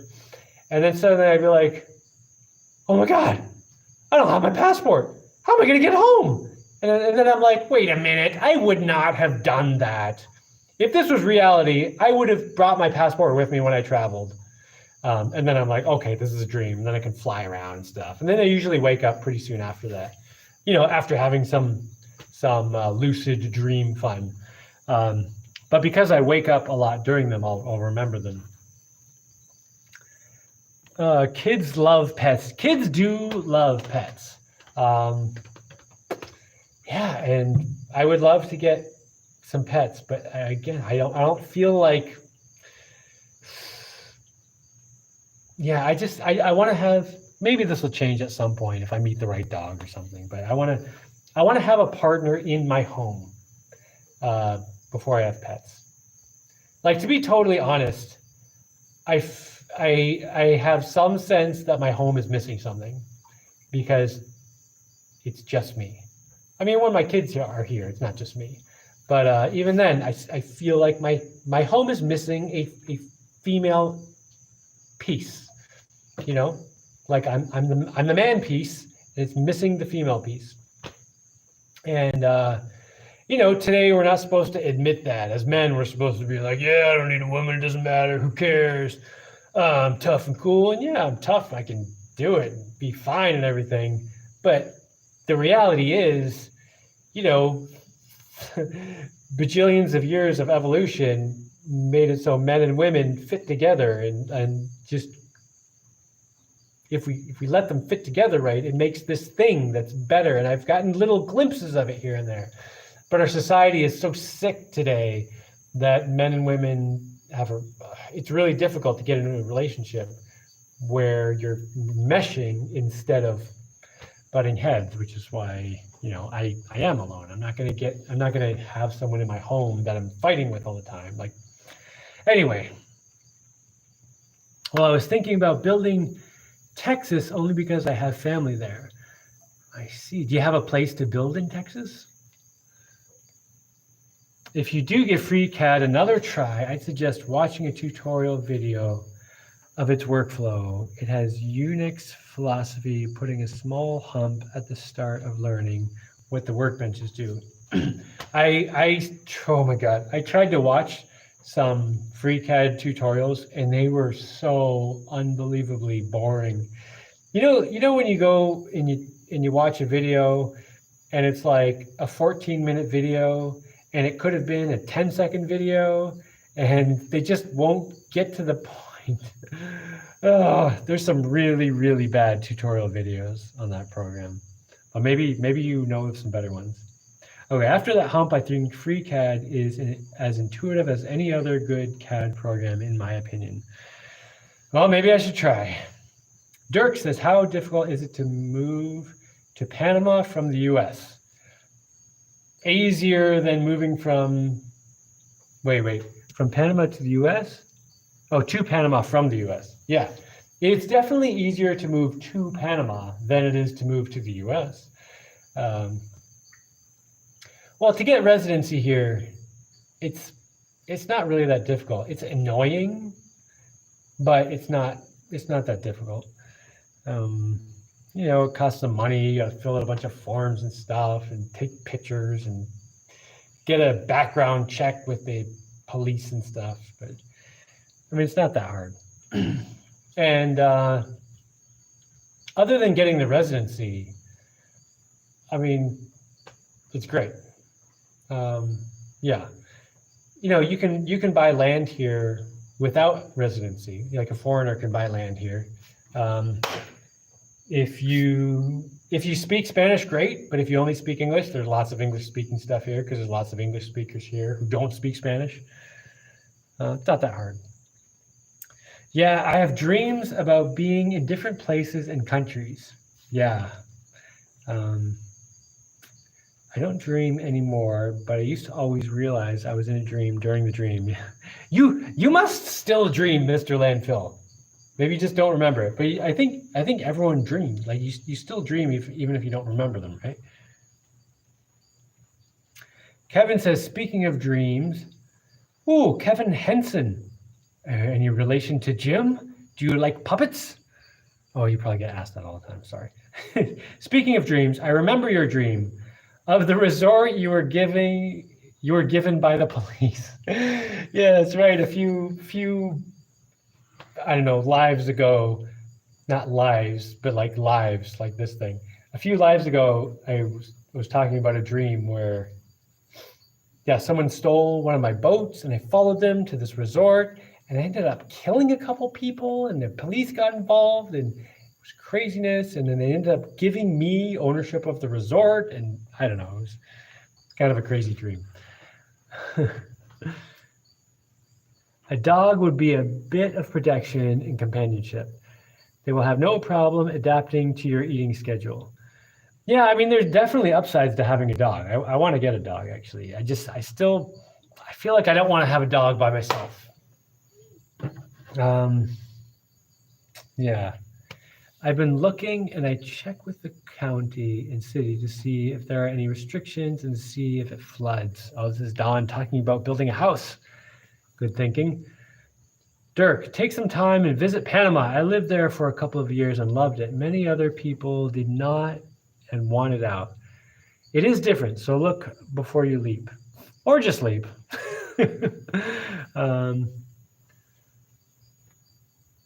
Okay, Mike will send me an Amazon link for a red LED therapy pad.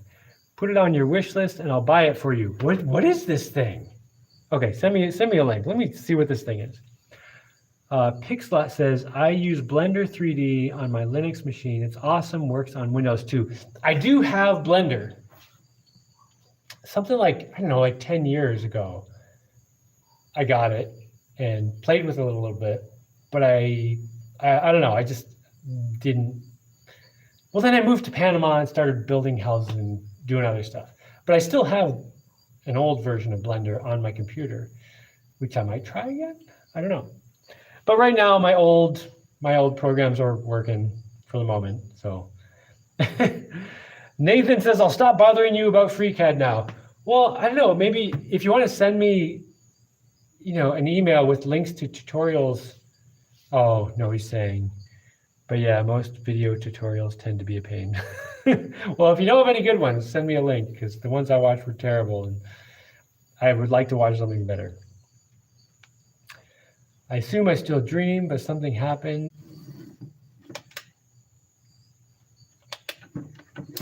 Oh, is it back?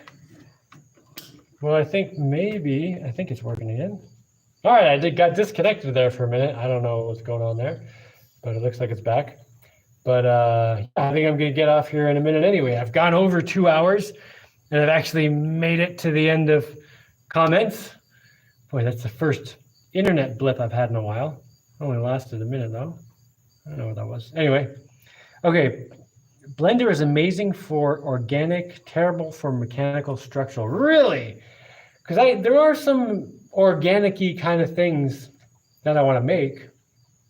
Like, okay, so I have a bunch of daughters and a son, and my daughters keep asking me to print out, My Little Pony. Let me go get one.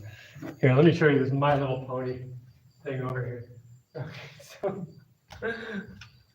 so my daughters want me to print out My Little Ponies. And they do a great job of painting them. Like, check it out. This was just white, and my daughter painted it. Really good job. This one is Fluttershy. I know more than I need to know about My Little Ponies now. But anyway, the other day, I was talking to my son about printing stuff, and I said, you know what I want to print out? I want to print out My Little Cyborg. And then there was a whole song that went something like, I'm not going to be able to remember it, but it was something like, my little cyborg, my little cyborg, my little cyborg shoots you in the face and burns your face and eats your face and shoots you in the face, my little cyborg. And then, it was all like that. So I think I have to draw out some My Little Cyborgs and print those out and put them next to the My Little Ponies. At least to see the look on my daughter's face. I think two of my daughters would be totally into it, but my oldest daughter would be a little bit like, oh, well, that's not a My Little Pony at all. That is not correct. I don't know. Anyway, I think it would be hilarious to draw a My Little Cyborg with flamethrowers. Okay, let's see. Blender is amazing for organic. Yeah, maybe I should get into some Blender stuff. Blender is professional grade, same learning curve, better free education videos. I did actually, when I first got Blender, I played with it a little bit, and I actually did something, like I was getting somewhere in it. I feel like that I was learning that much quicker than the whole FreeCAD thing. Rob McKenzie just dropped in, but if you're looking for random 3D software, I use Onshape browser-based. Yeah, someone else recommended that, but I disqualified it based on requiring an internet connection and stuff. I'm conflicted over the whole city sewer water versus off-grid. A lot of work to ensure clean water in sewage lines. Don, I don't want to sway you too much, but I would totally recommend doing your own thing. Because just do a good job, do a bit of research. It's really not that hard to set up a sewage system. Sounds a lot tougher than it is. I've done it a few times. I've never had a problem. And my sewage systems would not pass inspection, but they've always worked totally fine. Yeah, and then clean water. I don't know if you have a well or whatever. If you can get a well, that's way better than being on city water, because you never know what's coming down the pipe in that city water. It's funny, the city water around here comes out brown sometimes, or sometimes just turns off a lot of the time, actually. Oh, this live rocked. Thank you so much. Awesome. I don't know what's going on, but a couple people have commented that this is a good live stream, so I'm glad. Oh, well, it was good to see you live. Nice, my grown son loves Fluttershy. Oh, so I've gotten a little bit into the My Little Pony TV show. And my favorite part so far, I've only seen a few episodes because honestly, I fall asleep if it's more than one. But my favorite part was what was it called? The Sonic Rain Boom. So there's this one My Little Pony who's a little bit hyperactive, and she flies. She's always flying around super fast, and she wants to get faster and faster. And she was trying to do this special trick called the Sonic Rain Boom, which is basically going supersonic. Anyway, it was very exciting when she accomplished it. I don't want to wreck it for anyone. So no, all you guys are going to watch it, right? All right. Yeah, model ponies in Blender. What is extremely challenging in SolidWorks type packages, right? I want a My Little Cyborg now. All right, well, if I draw one of these My Little Cyborgs, I will put it on Thingiverse, and I've got it written down, put a link to my Thingiverse in my default description, so it should always show up there. I will put a My Little Cyborg in there if I draw it, which is actually pretty likely. I'll also include my Lego train tracks. I drew some new Lego train tracks that I've been printing out for my daughter. I'll have to slap those on there too. Someone else told me I should use something other than Thingiverse. So if I get another thing, I don't want to sign up for a whole bunch of things. But anyway, I'll try to remember to put the links in my description. Awesome, My Little Cyborgs can protect The My Little Ponies. Dude, those My Little Ponies they get kind of hardcore sometimes. Like, what was it? Fluttershy, she's all like shy and stuff, but she is one hard ass like chick. She is tough. And like that Applejack, man, she's like some of those My Little Ponies are tough. They're like hard asses. And the unicorn ones have magic. They can do all kinds of magical stuff. I don't think they need any protection at all. Those dudes are tough. Okay, as someone who's out of the loop, how many kids do you have now? Looks like you've provided a beautiful life for them. You are blessed, man. Congratulations. Well, thank you very much. I do try to give my kids a good life. I can't say I'm nowhere near perfect or anything. All I think about is the things I've screwed up and how I need to fix them and how I can fix them. But I'm trying to do a good job. I think overall I'm doing a pretty good job for my kids. But it's an important job, so I'm hypercritical. Anyway, I have 4 kids here. Right now they're at their mom's house, and three girls and a boy, and they're awesome. And I love those kids. I snuggle them more than they want to be snuggled. Well, that may not be true. I snuggle them more than one of them needs to be snuggled. The other 3, they're all over the snuggles. But one of them, I have to kind of like, I have to attack her with the snuggles. And she begrudgingly is like, all right, here's a hug, Dad. She's at that age. Anyway, what was the question? How many kids do I have? I do actually have 3 other kids who are genetically my children, but they don't live here. It was a donor situation, but they know who I am, and I know them. But I'm not currently responsible for those children. But they're also awesome. Let's see. I just wanted to say hello, Jay. Hello, Eric. Mango Jelly Solutions has pretty good free CAD tutorial. Okay. Mango jelly, that sounds delicious. Mango Jelly Solutions, was it? Yeah, Solutions. Solutions free CAD. Okay. I'm gonna have to write that down somewhere that I will see it if I start messing around with free CAD again. Eric says, you're doing a great job and your videos are very inspirational. I'm sorry I haven't joined up on your group. I just use a phone really, and I don't have much money. LOL. Anyway, keep up. Dude, totally awesome, man. I appreciate the moral support. I mean, financial support is also amazing, but moral support, totally awesome too. Thank you very much. Okay, Don says, my idea of tanks include ultraviolet lights and distillation and a filter. Those tanks need to be cleaned. So before I lived off grid, I thought, I guess I was kind of thinking more along the lines that you are, that you really got to do a lot to make sure your water is clean. Now that I've been living off grid, well, like in Panama for like 10 years, and before that for like another 15 or something. I don't know. I've been off grid for a while. I'll just drink the rainwater. I do have water here that's filtered, but I'll also drink. This is directly from the rain. This also has lemon in it.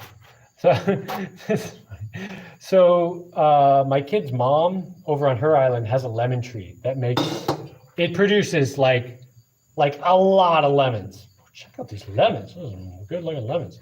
Anyway, so I've been having lots of lemons, and I'll squeeze one of these huge lemons into a bowl and just put some rainwater in it, and that's why I just drink it I drink it like a My Little Pony drinking out of a trough.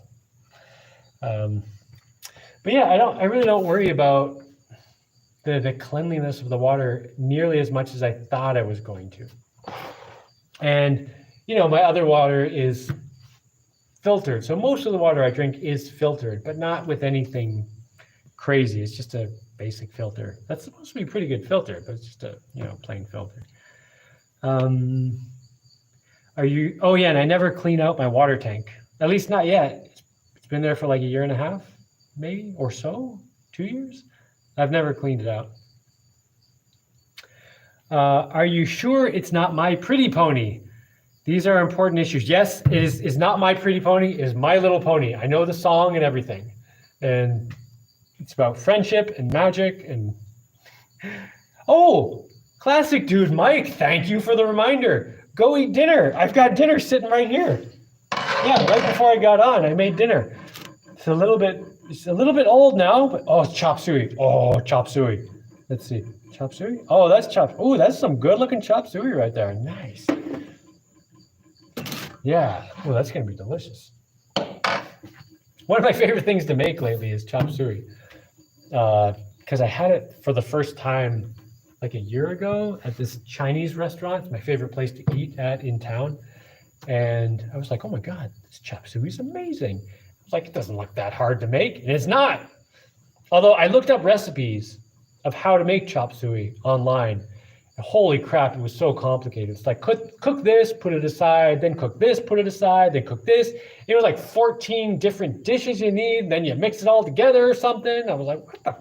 No, put the meat in the pan, let it sizzle away. And when all the greasy stuff comes out of the ground beef or the pork or whatever you're doing, just throw a bunch of shredded cabbage, like chopped up cabbage and carrots and onions and whatever, and just throw it all in there. And while it's cooking, done. That's it. One pan. Ooh, it's so delicious. My kids like it too, which is great. And the only thing I have to do different when my kids are here is I just have to make more. Although the amount I eat compared to the amount my kids eat, like I make like maybe 50% more food when my kids are here. Maybe, probably not even that much, because like I eat way more than all my kids put together. And it's not like they don't eat, they eat. Okay, let's see. Go eat dinner. Okay, 4 kids. Yes, I have 4 kids here. Try the Powerpuff Girls for radical little girl stuff. I don't know. I don't know if I've ever seen an entire episode of Powerpuff Girls. So maybe I shouldn't say anything. But they didn't seem that appealing to me. Although I gotta admit that My Little Ponies didn't seem that appealing either. But my 3-year-old daughter keeps picking it for her movie night. So we have to watch like 3 episodes or 4 episodes of My Little Pony. Anyway, thank you, YouTube, for having lots of free movies and videos. One main thing is that the market is crazy, so I'm waiting. Oh, waiting to build a house. The market is crazy. Are you waiting to buy land and all that stuff? Yeah. Lemon. Yeah, I've got 3 of these lemons right here. And when I was over there, she had a bucket full of these. And like, I think I've eaten like a lemon every day for the last like 3 weeks. All right, I don't have any up there right now. So usually I have lemons like up here and then like some down here, just lemons all over the place. But right now, nothing there. Whoa, if I was a betting man, I'd wager that you're doing a good job. A good dad. Appreciate you for your honesty and humility. Well, I think a big part of being a parent and doing a good job is always thinking you're not doing good enough. You know, like, yeah, because it's like, I feel like if I ever got to a point where I was like, yeah, I'm doing a good enough job, I feel like the next day I would be like, I am not doing a good enough job. I just slacked off. I let things go. You know, like I don't know. I feel like one of the most valuable things, at least for me, in being a good parent, is always thinking I can improve. Always thinking, you know, I'm doing an all right job. Honestly, I'm doing a pretty good job, but I have huge room for improvement. There's so much more I could do. So try to do as much of that as I can. Try to do the best job I can. It's just such a hugely important job, you know? And there's no way I could possibly do too good of a job. And there are plenty of things where I feel like I could put too much effort into it. It would just kind of be a waste. But like raising my kids, there's no amount of effort that I would feel like is wasted, you know? Berkey filter is fine. That's what I have, one of those black Berkey filters. Probably better for you to do the ceremony for every liter than to have some automatic magic. Whatever. I mean, I can drink the rainwater and it's fine. I believe chop suey basically translate to leftovers. That would not be surprising. We had chicken fettuccine Alfredo. That sounds delicious. Oh my God, you guys are talking about food right now, and I've got this food sitting right in front of me. All right, I'm gonna get off here in like 3 minutes. If anyone has any last minute questions, actually, if you have a last minute question, even if it's a huge question, ask it now, and I'll think about it all week, and then I'll have a good answer next week. If it's like a big question. Someone did that a couple weeks ago, and I ended up thinking about it all week, and that became my next week's monologue, you know? John says, thanks, Jaimie. It's always great to spend time with you. Have a good night. I will do my best. Bacon wrapped turkey breast for dinner. Oh man, that sounds good. All right, good night. Go eat. Right. All right. I think I'm at the end of comments there. Excellent. All right. If anyone has a last minute question that I should answer next week, if not, everyone have a marvelous whatever you have. Have you finished your Dragon Scales roof? No, I haven't. That's another thing I have to finish. Yeah. I swear by Berkey filters, I made my own container to utilize them. So did I, man. Totally. It's an old beer keg and an old fire extinguisher. It works great. All right. Everyone have a great thing. And I'm going to go eat this. Oh, chop suey. Oh, so delicious. All right. Where's the button? Get out of here. Oh, they changed it. It's on the other side now. It's over here. Okay. Are you sure you want to stop streaming? Yes.